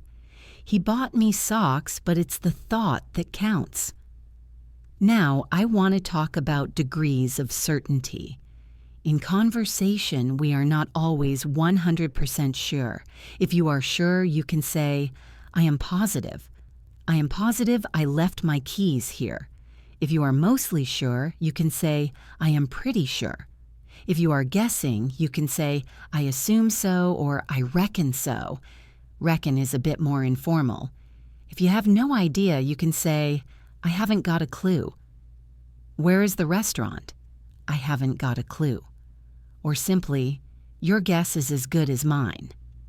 This means I know as little as you do. Let's discuss the concept of burning the midnight oil. This means to work or study late into the night. I have a big exam tomorrow, so I will be burning the midnight oil. It is similar to burning the candle at both ends, but it usually refers to just one night of hard work. On the flip side, maybe you are an early bird. An early bird is a person who wakes up early and is energetic in the morning. The early bird catches the worm. This proverb means that people who act early get the best opportunities. Or maybe you are a night owl. A night owl is someone who stays up late and is active at night. I am a night owl. I do my best writing at 2 a.m. Let's talk about luck again, but specifically bad luck. Sometimes things go wrong. We might say, it was just a stroke of bad luck. Or, I got up on the wrong side of the bed. If you get up on the wrong side of the bed, you are in a bad mood all day for no reason. Don't mind him. He just got up on the wrong side of the bed. Sometimes things happen out of the blue. Out of the blue means suddenly and unexpectedly. He called me out of the blue after 5 years. We also use the phrase touch and go. If a situation is touch and go, it is uncertain and dangerous. The doctor said it was touch and go for a while. but he is recovering now. It implies a delicate balance between success and failure. And if you are very busy, you might be snowed in, not with real snow, but with work. I am snowed under with paperwork. To be snowed under means to have too much work to do. Let's explore the vocabulary of change. Change is hard. Sometimes we have to go cold turkey. To go cold turkey means to stop a bad habit suddenly and completely, not gradually. I stopped drinking coffee cold turkey. It is difficult and often uncomfortable. Other times, we wean ourselves off something. To wean off means to reduce gradually. I am trying to wean myself off sugar. Sometimes we need to turn the page. To turn the page means to move on from a bad experience and start fresh. After the divorce, he was ready to turn the page. I want to talk about the sound of English again. We have something called connected speech. We don't say bread and butter. We say bread and butter. The and becomes just an N sound. Fish and chips, rock and roll, black and white. Listening for these reduced sounds will help you understand native speakers much faster. Also notice how we use contractions. I am becomes I'm. Do not becomes don't. Will not becomes won't. Using contractions makes you sound friendly and natural. If you say, I do not know, you sound like a robot or very angry. If you say, I don't know, you sound human. Let's touch on the concept of food for thought. This is an idiom that means something to think about seriously. His speech gave me a lot of food for thought. I hope this series is giving you a lot of food for thought. You are digesting the language. Let's head back to the mall, but this time, let's talk about style. We all have to wear clothes, so we might as well talk about them. Do you like to follow the trends? A trend is a popular style at a specific time. If you follow every trend, you might be called a fashion victim. This is someone who wears whatever is popular, even if it doesn't look good on them. On the other hand, maybe you prefer a timeless look. Timeless means it never goes out of fashion, like a black dress or a well-fitted suit. You might like vintage clothing. Vintage refers to clothing from a previous era like the 1950s or 1980s. It has character. When you go shopping, maybe you don't buy anything. You just look at the displays in the windows. We call this window shopping. I didn't have any money, so I just went window shopping. But if you have money to burn, you might shop till you drop. To shop till you drop means to shop for a long time until you are exhausted. We went to Paris and shopped till we dropped. Sometimes you buy something on impulse. An impulse buy is something you didn't plan to buy. You just saw it and grabbed it. That candy bar was an impulse buy. If you buy something and it doesn't work, you might need to return it. You take it back to the store and ask for a refund. A refund is getting your money back. The clerk will ask, do you have the receipt? The receipt is the piece of paper proving you bought it. Sometimes you can't get a refund, only store credit. Store credit means you can use that money to buy something else in the same store, but you can't take the cash. It is always important to check the return policy before you buy. Let's talk about dressing up. If you are going to a fancy party, you might get dressed to kill. To be dressed to kill means to wear very stylish, sexy, or impressive clothes that attract a lot of attention. She arrived at the gala dressed to kill in a red gown. Or maybe you are just wearing hand-me-downs. Hand-me-downs are clothes that were used by an older sibling or friend and then given to you. I grew up wearing my brother's hand-me-downs. There is no shame in that. It is eco-friendly. Now let's shift to a serious topic. emergencies, and safety. We hope they never happen, but we must be prepared. If you see an accident, you might need to call emergency services. The operator will ask you to state your emergency. You need to keep a cool head. To keep a cool head means to stay calm in a stressful situation. Panic helps no one. You might need to give first aid. First aid is the initial medical help given to an injured person. Do you have a first aid kit in your car?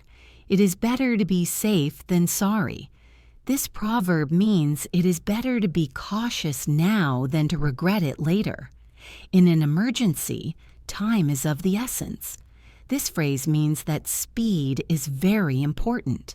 The ambulance needs to hurry, time is of the essence. If you escape a dangerous situation without injury, we say you had a close call. The car almost hit me, it was a close call. Or we might say you dodged a bullet. I almost married the wrong person, I really dodged a bullet. This can be literal or metaphorical. Let's move to a lighter, happier topic: compliments. Giving and receiving compliments is a social skill. If someone says, "I love your dress," how do you respond? Don't say, "No, it's old and ugly." That makes the other person feel awkward. Instead, simply say, "Thank you, that is so kind of you to say." Accept the compliment with grace. If you want to give a compliment, be sincere. Sincere means honest. Don't use flattery just to get what you want. Flattery is insincere praise. We say, flattery will get you nowhere. Sometimes people fish for compliments. To fish for compliments means to say negative things about yourself so that other people will say nice things. "Oh, I look so ugly today." They are waiting for you to say, "No, you look beautiful." It can be a bit annoying. Try to avoid fishing for compliments. Confidence is quieter. Let's talk about news and staying informed. We live in the information age. You might read the headlines. The headline is the title of a news story. Sometimes news can be biased. Biased means it favors one side unfairly. You want to find objective news. Objective means based on facts, not feelings. We also have to watch out for fake news. Fake news is false information presented as truth. Always check your sources. To check your sources means to verify where the information came from. Now, I want to introduce a few final, beautiful idioms to round out your collection. Have you ever heard the phrase, "The world is your oyster"? This comes from Shakespeare. It means that you have the ability and freedom to do anything you want in life. Now that you are learning English, the world is your oyster. You can travel, you can work abroad, you can make friends from any country. Another great one is, turn over a new leaf. We mentioned this briefly before, but it is worth repeating.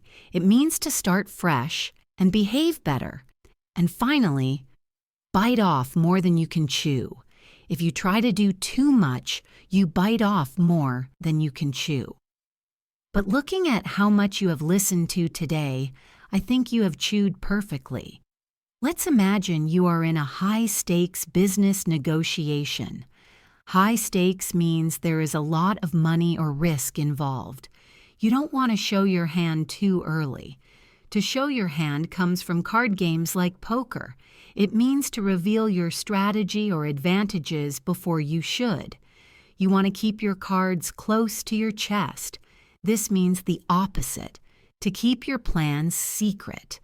In a negotiation, someone might try to lowball you.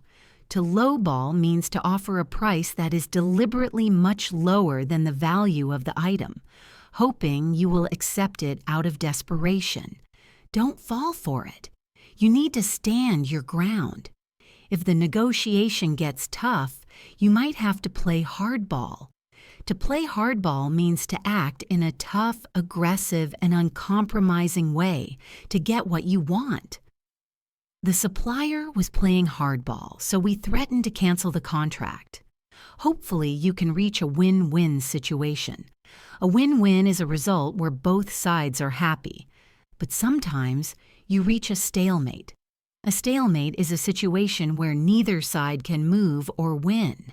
It is a dead end. If that happens, you might have to go back to the drawing board, which we learned earlier.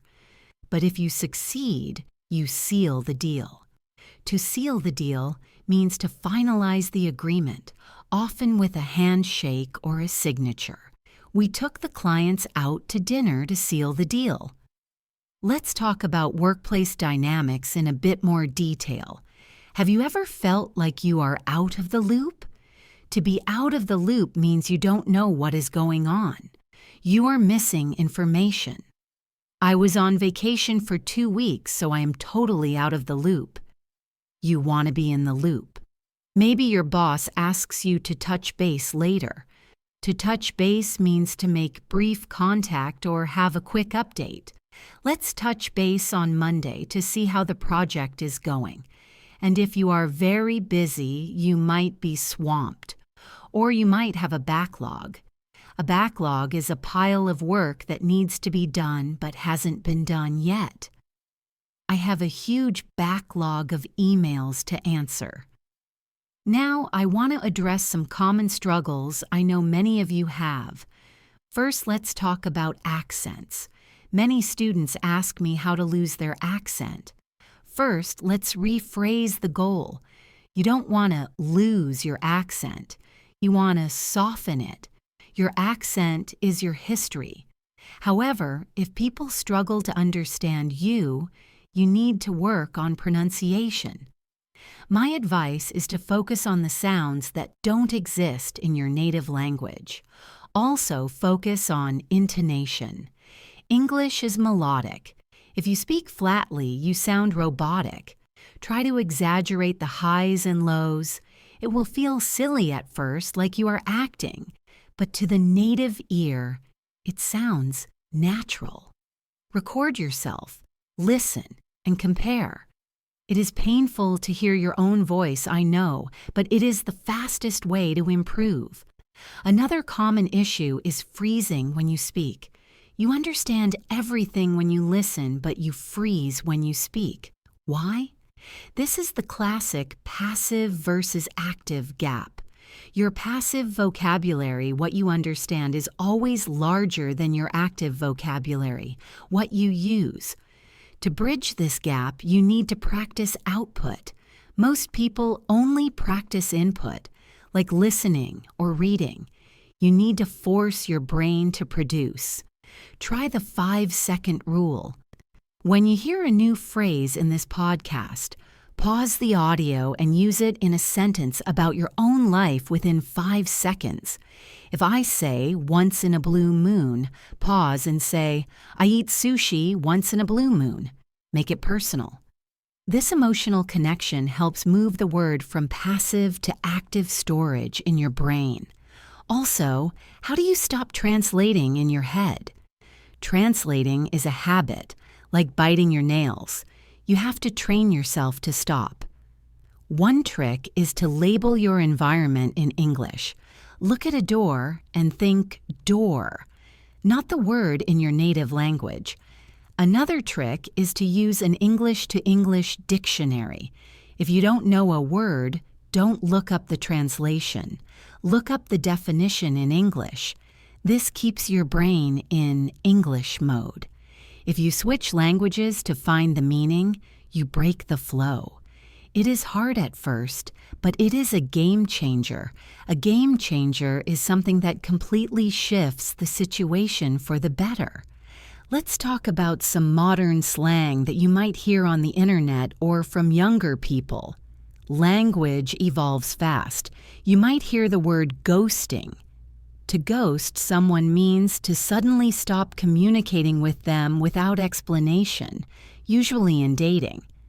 We went on 3 dates and then he just ghosted me. It is very rude. You might hear salty.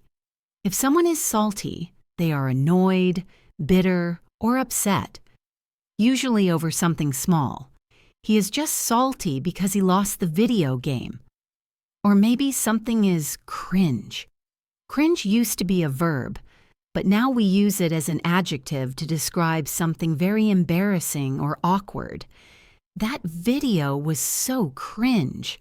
On the positive side, if something is really good, we might say it is fire or lit. That party was lit. These are very informal, so don't use them in a job interview. But it is good to understand them so you don't feel confused when watching movies or reading comments online. Let's discuss the concept of mindfulness in language learning. Mindfulness means being present in the moment. Often when we speak a second language, we are anxious about the future. What am I going to say next? Or the past? Did I make a mistake? This anxiety blocks our brain. Try to be mindful. Listen to the person speaking now. Don't plan your response while they are still talking. If you do that, you miss what they are saying. Just listen. Take a breath. Then respond. It is okay to have silence. Silence feels long to you, but to the listener, it just looks like you are thinking. It makes you look thoughtful, not stupid. I want to give you a few more idioms about the mind. If you forget something, you can say, "It slipped my mind." I was supposed to call you, but it completely slipped my mind. If you are changing your opinion, you have a change of heart. I wasn't going to go to the party, but I had a change of heart. If you are very worried, you might be at your wit's end. This is similar to being at the end of your rope. The computer keeps crashing and I am at my wit's end. Let's talk about the weather one last time, but in a very specific context. Complaining. British and American people love to complain about the weather. It is a bonding experience. If it is very humid, we say, "It's not the heat, it's the humidity."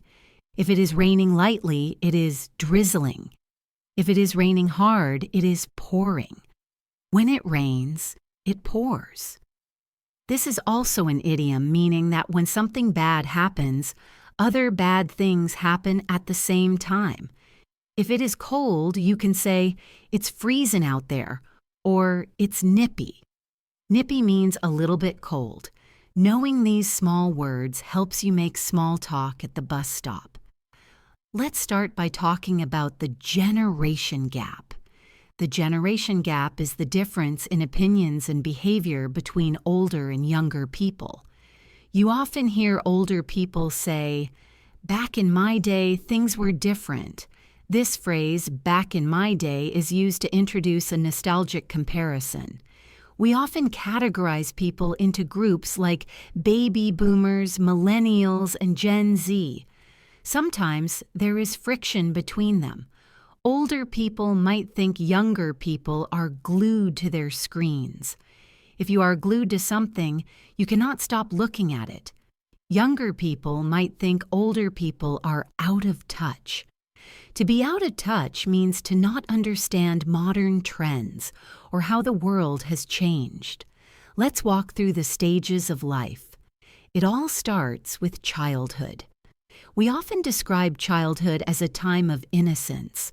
A child might be a bundle of joy for their parents. As they grow, they enter their teenage years or adolescence. This can be a rocky road. A rocky road means a difficult or unstable time. Teenagers often face peer pressure. Peer pressure is the feeling that you must do the same things as your friends to be liked or respected, even if those things are bad. They might go through a rebellious phase, where they break the rules to assert their independence. Parents might worry they are hanging out with the wrong crowd. Then comes young adulthood. This is often when people fly the nest.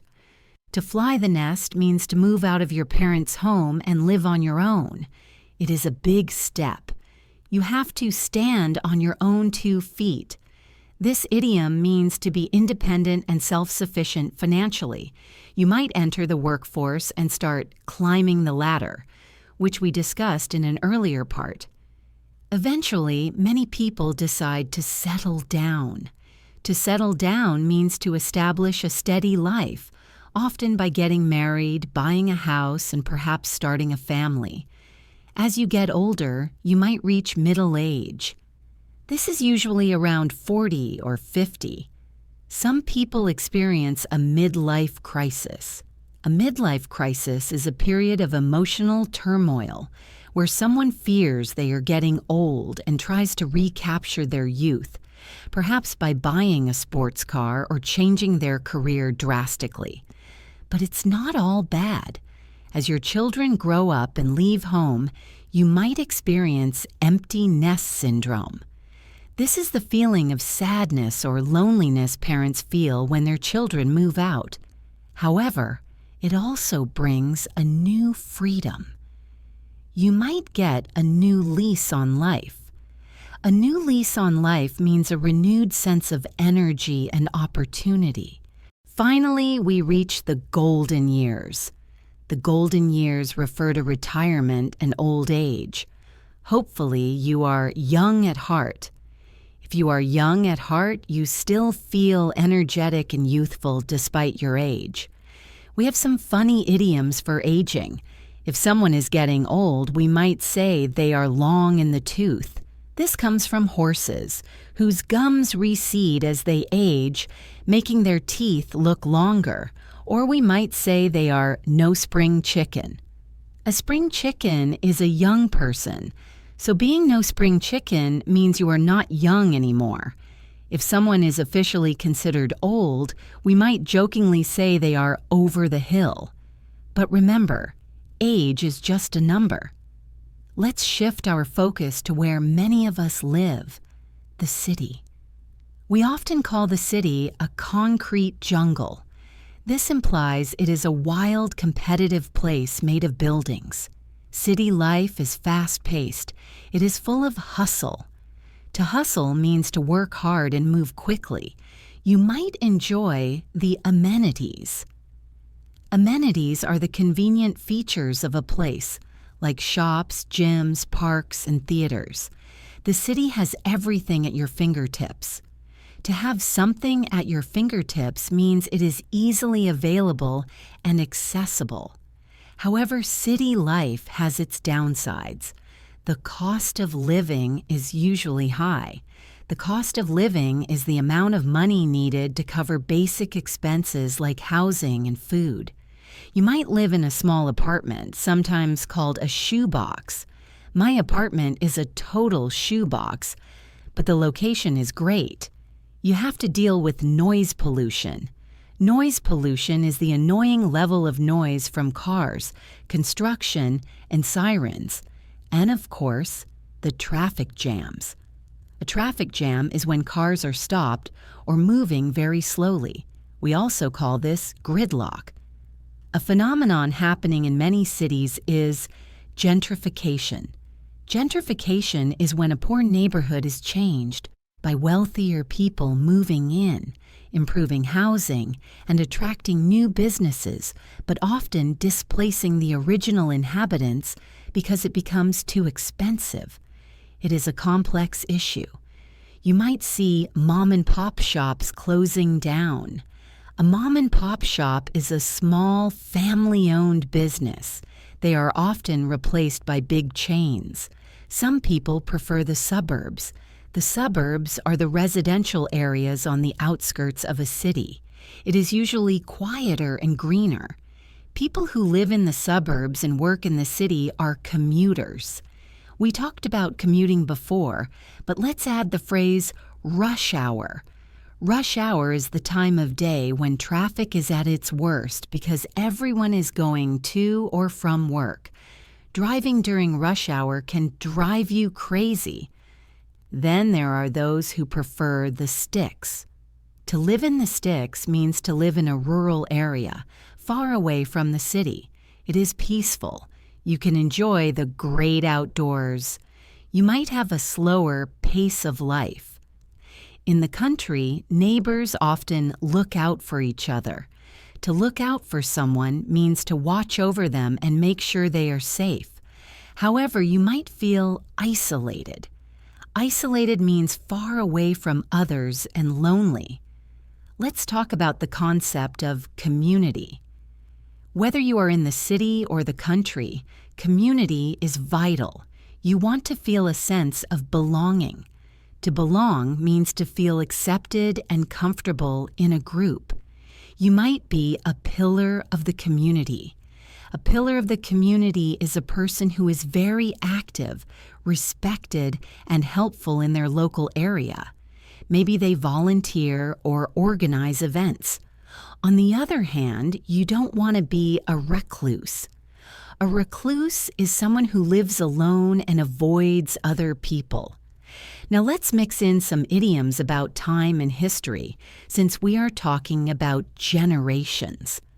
If something is old-fashioned, we might say it is behind the times. That company is behind the times. They don't even have a website. If something has existed for a very long time, we say it has stood the test of time. Shakespeare's plays have stood the test of time. If something happens very rarely, we used once in a blue moon, but another phrase is few and far between. Good jobs are few and far between these days. We also talk about the good old days. This is when people remember the past as better than the present. But we must be careful not to view history with rose-colored glasses, as we learned in a previous session. Sometimes we have to move with the times. To move with the times means to adapt to modern changes. If you don't, you might become obsolete. Obsolete means no longer used or needed, like a typewriter or a VCR. Let's touch on the topic of legacy. Your legacy is what you leave behind after you die. It could be your children, your work, or your reputation. Everyone wants to leave a positive legacy. You want to make your mark on the world. To make your mark means to have a significant influence. You might want to follow in someone's footsteps. To follow in someone's footsteps means to do the same job or live the same life as someone before you, usually a parent. He followed in his father's footsteps and became a doctor. I want to briefly discuss the language of advice. As you get older, people often ask you for advice. You might offer a word of wisdom. A word of wisdom is a helpful piece of advice based on experience. You might tell someone to trust their gut. To trust your gut means to trust your intuition or feeling rather than overthinking. You might say, don't sweat the small stuff. To sweat the small stuff means to worry about minor, unimportant details. Life is too short for that. Let's talk about hindsight. Hindsight is the understanding of a situation only after it has happened. We say, hindsight is 20/20. This means it is easy to see what you should have done after the event is over. In hindsight, I shouldn't have bought that car. It is a way of forgiving ourselves for past mistakes. We did the best we could with the information we had. As we wrap up this section on life and time, I want you to think about your own timeline. Where are you right now? Are you starting out? Are you in the thick of it? To be in the thick of it means to be in the busiest or most intense part of a situation. Or are you winding down? To wind down means to relax or gradually bring something to an end. Wherever you are, English can be a part of it. I also want to encourage you to be a global citizen. In our modern world, the barriers between countries are getting smaller. We are more connected than ever. Learning English is your passport to this global citizenship. It allows you to understand news from the other side of the world. It allows you to empathize with people you have never met. To empathize means to understand and share the feelings of another. It is a powerful skill. Now, let's zoom out, way out. We are going to look up at the stars and talk about the universe, science, and the technology that is shaping our future. These topics might sound difficult or over your head. If something is over your head, it means it is too complex to understand. But don't worry.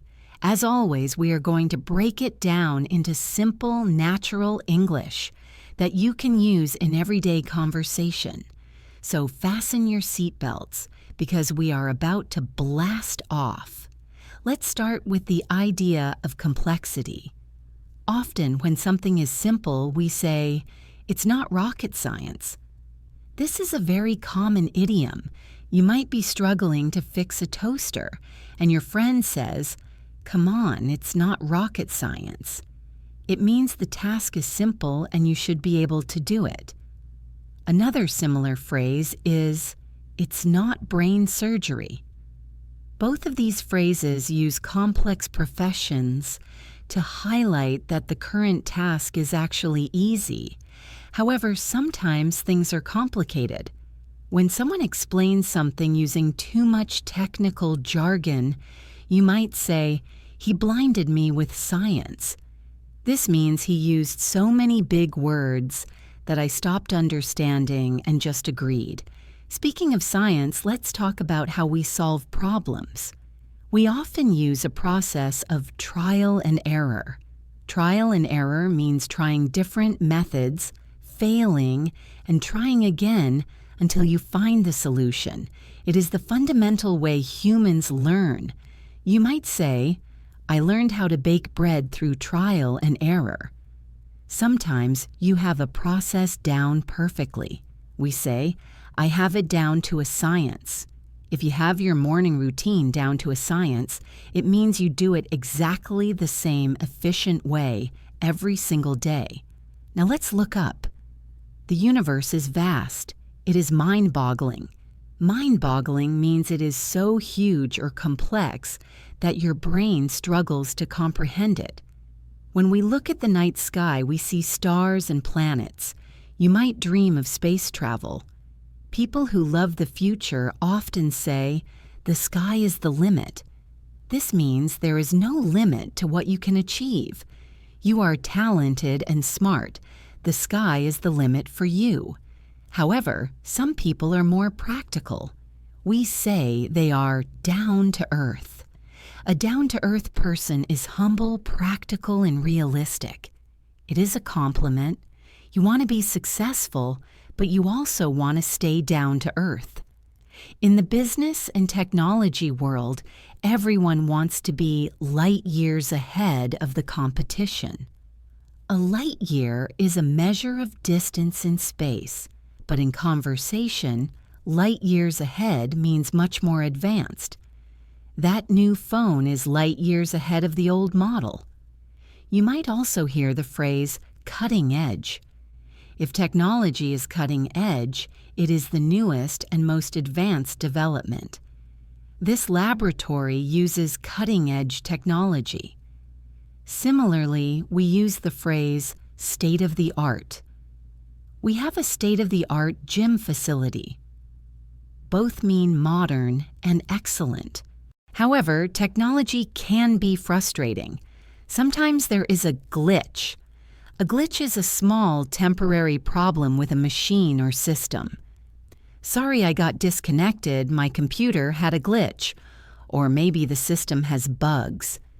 In programming, a bug is an error in the code.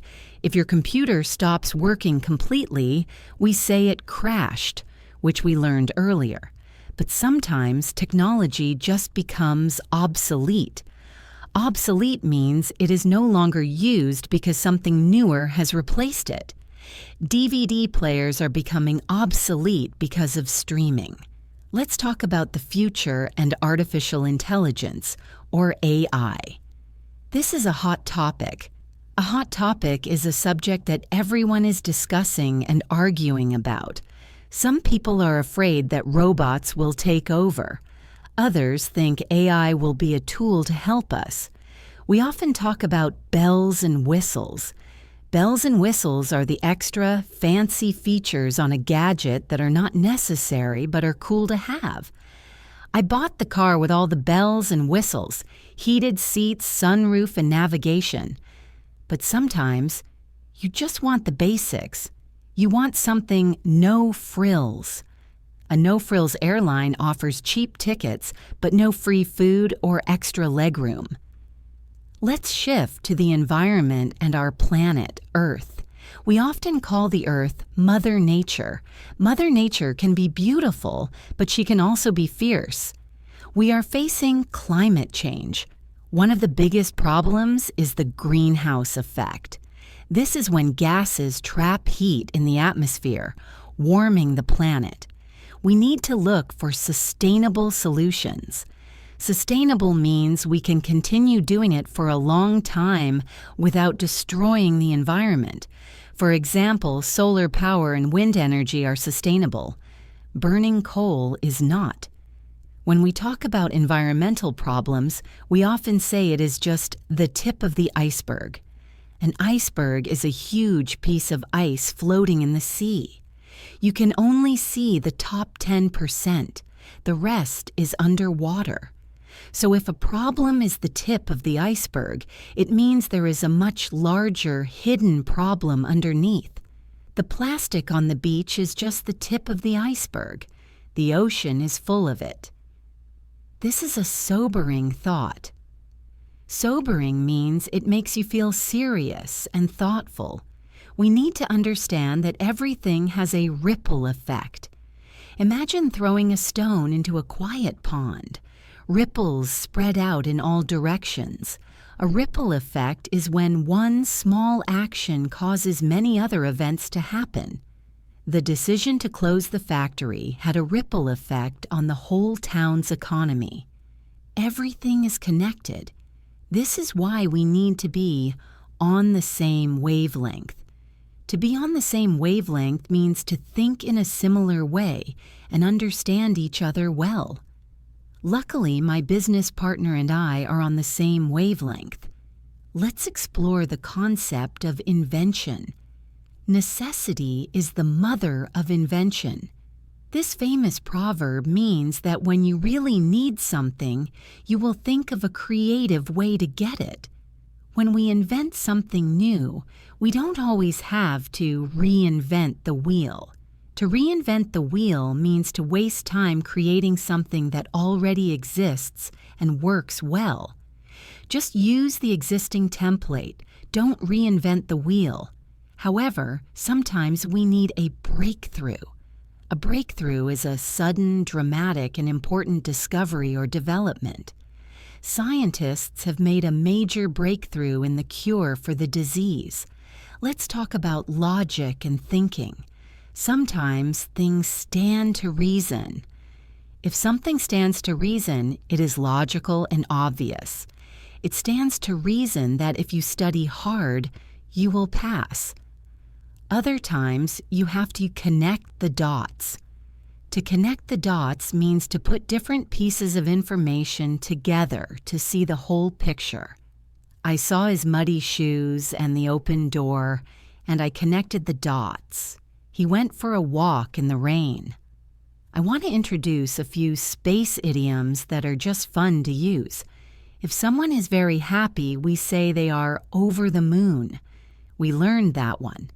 But if someone thinks they are very important, we might say they think the sun revolves around them.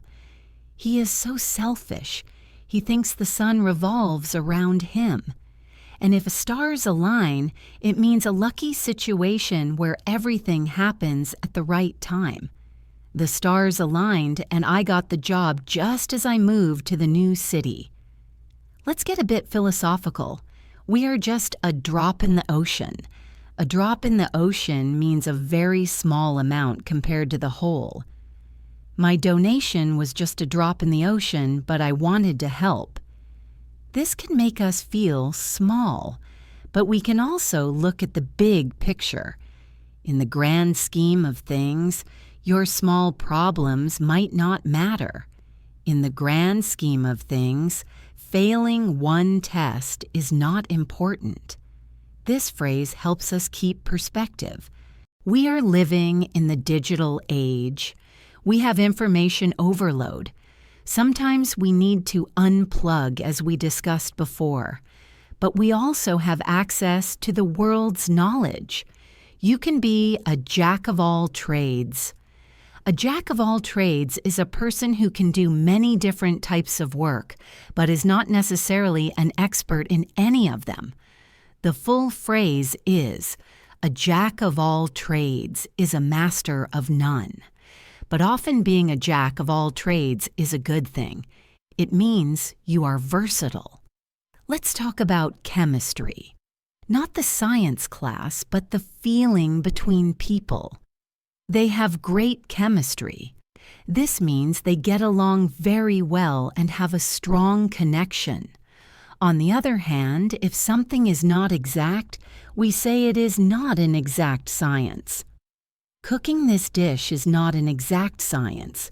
Just add salt until it tastes good. This gives you permission to experiment. As we near the end of this scientific session, I want you to cultivate curiosity. Curiosity is the desire to know more. Curiosity killed the cat, but satisfaction brought it back. That is the full version of the idiom. Usually, people just say, curiosity killed the cat, to warn you not to be too nosy. But being curious is essential for learning English. Ask why. Ask how. Be an investigator of the language. I also want you to think about the phrase, light bulb moment. This is the moment when you suddenly have a great idea or understand something. It comes from cartoons where a light bulb appears over a character's head. I had a light bulb moment and realized I could listen to podcasts while driving. I hope you have had many light bulb moments during this series. We have covered the cosmos, technology, the environment, and the logic of our language. You are expanding your mind. You are not just learning words. You are learning concepts. You are learning how to describe the world around you with precision. Now let's let our hair down. To let your hair down is an idiom that means to relax, have fun, and behave freely. Today is all about entertainment. We are going to explore the vocabulary of movies, television, music, and the glittering world of celebrity culture. These are the topics that people talk about at dinner parties, on dates, and during coffee breaks. Mastering this vocabulary will make you much more fun to talk to. So grab some popcorn, get comfortable, and let's get the show on the road. Let's start with the magic of the movies, or the cinema, depending on where you are. Everyone loves a good movie. But how do you describe it? If a movie is incredibly popular and makes a lot of money, we call it a blockbuster. Think of the big superhero movies. Those are blockbusters. On the other hand, if a movie is a failure and loses money, we call it a flop. The movie cost millions to make, but it was a total flop. If the movie is very low budget and artistic, we might call it an indie film, which is short for independent film. When you tell a friend about a movie, you have to be careful not to give away spoilers. A spoiler is information about the plot that ruins the surprise for the viewer. You should always say, "Spoiler alert," before you reveal the ending. Maybe the movie had a great plot twist. A plot twist is a sudden, unexpected change in the story. I thought I knew who the killer was, but the plot twist at the end shocked me. Let's talk about genres. A genre is a category of art. You have thrillers, which are exciting and scary. You have rom-coms, which stands for romantic comedies. These are light-hearted love stories. You have sci-fi or science fiction, and sometimes you watch a tearjerker. A tearjerker is a movie that is so sad or emotional that it makes you cry. Bring some tissues. That movie is a real tearjerker. Or maybe it is a feel-good movie which leaves you feeling happy and optimistic. We also have guilty pleasures. A guilty pleasure is something you enjoy, but you are a little bit embarrassed about because it isn't considered high quality. I know it is a silly reality show, but it is my guilty pleasure. We all have them. Now let's switch the channel to television. In the age of streaming, our habits have changed. We learned the word binge watch earlier, but let's look at cliffhangers. A cliffhanger is an ending to an episode that leaves the characters in a difficult or dangerous situation, so you are desperate to watch the next one. I can't believe the season finale ended on such a huge cliffhanger. If a show has been on TV for a long time, you might catch a rerun. A rerun is a repeat of an old episode. And if you watch too much TV, people might call you a couch potato. A couch potato is a lazy person who sits on the sofa all day watching television. Don't be a couch potato, be an active learner. Let's turn up the volume and talk about music. Music is the universal language, but we have specific English words to describe it. If a song has a melody that is easy to remember and makes you want to sing along, we say it is catchy. That new pop song is so catchy. Sometimes a song gets stuck in your head and you can't stop singing it. We call that an earworm. I have had this earworm all day. If someone sings very well, we say they have perfect pitch. This means they can sing the notes exactly right. If someone sings badly, we say they are tone deaf. They cannot hear the difference between notes. I love karaoke, but I am totally tone deaf. If a band plays without electric instruments, usually just guitars and vocals, we call it an acoustic set. I prefer the acoustic version of that song. It sounds more intimate. We have many idioms related to music. If you want someone to speak up or support you, you might ask them to sing your praises. My boss sang my praises in the meeting. If you are boasting or bragging about your own achievements, we say you are tooting your own horn or blowing your own trumpet. I don't mean to toot my own horn, but I did a great job. Sometimes you have to play it by ear. This is a fantastic idiom. It means to handle a situation without a plan, improvising as you go.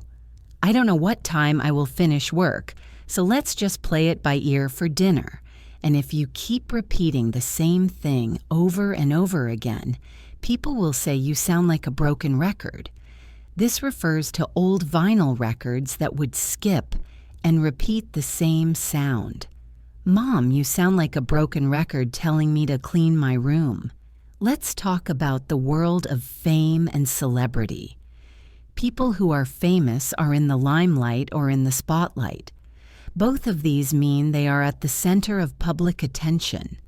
The most famous stars are called A-list celebrities.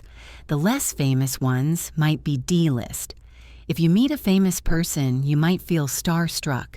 To be starstruck means to be so overwhelmed by meeting a celebrity that you can't speak or move properly. I met my favorite actor and I was so starstruck I couldn't even say hello. However, fame is fleeting. We often talk about 15 minutes of fame. This phrase means that a person is famous for a very short time and then forgotten. Think of a viral video star, but some legends stand the test of time. We also have the paparazzi. These are the photographers who follow celebrities to take pictures of them, often intrusively. Let's discuss the concept of hype. Hype is intensive or exaggerated publicity or promotion. Everyone is talking about that new restaurant, but I don't believe the hype. If something lives up to the hype, it means it is as good as people said it was. The movie definitely lived up to the hype. If it doesn't, it is a letdown. In the entertainment industry, there is a saying, "The show must go on." This means that even if there are problems or disasters, you must continue with your work or your duty. It shows resilience. Another theater idiom is break a leg. It sounds mean, but it actually means good luck. You say break a leg to an actor before they go on stage. You never say good luck in the theater. It is considered bad luck. Let's talk about how we criticize art. Sometimes a performance is wooden. If an actor is wooden, they are stiff and unnatural. Sometimes a plot is far-fetched. If a story is far-fetched, it is unbelievable and unlikely. The ending was a bit far-fetched. Aliens landed in London. But sometimes a performance steals the show. To steal the show means to be the most impressive part of the event, even if you weren't the main star. The little girl in the background stole the show with her dancing. We also use the phrase, "It takes two to tango." This idiom means that if there is a problem or an argument involving two people, both are responsible. You can't have an argument alone. She blames him for the divorce, but it takes two to tango. Let's touch on the news media again. We live in a world of sound bites. A sound bite is a very short clip of speech extracted from a longer interview. Politicians often speak in sound bites because they are easy to put on the news. We also see a lot of sensationalism. This is when stories are exaggerated to create excitement or shock. You have to read between the lines to find the truth. I want to ask you, are you a culture vulture? We learned this in the very first part. A culture vulture is someone who loves the arts. Or are you more of a homebody? A homebody is someone who prefers to stay at home rather than go out. Neither is better. They are just different personalities. Let's talk about the feeling of anticipation. This is when you are waiting for something exciting. I am on pins and needles. To be on pins and needles means to be very anxious or excited while waiting for news. I am on pins and needles waiting for the exam results. We also have a phrase, jump on the bandwagon. To jump on the bandwagon means to join a popular trend or activity just because everyone else is doing it. When the team started winning, everyone jumped on the bandwagon. Don't just jump on the bandwagon, think for yourself. Another great idiom is face the music. We used this before, but let's reinforce it. It means to accept the unpleasant consequences of your actions. He broke the window and now he has to face the music. It suggests standing up and being responsible. We have come so far, and the feedback from our community has been so incredible that I want to tackle a few more advanced concepts before we finish. Let's imagine you are in a high-stakes business negotiation. High stakes means there is a lot of money or risk involved. You don't want to show your hand too early. To show your hand comes from card games like poker. It means to reveal your strategy or advantages before you should. You want to keep your cards close to your chest. This means the opposite, to keep your plans secret.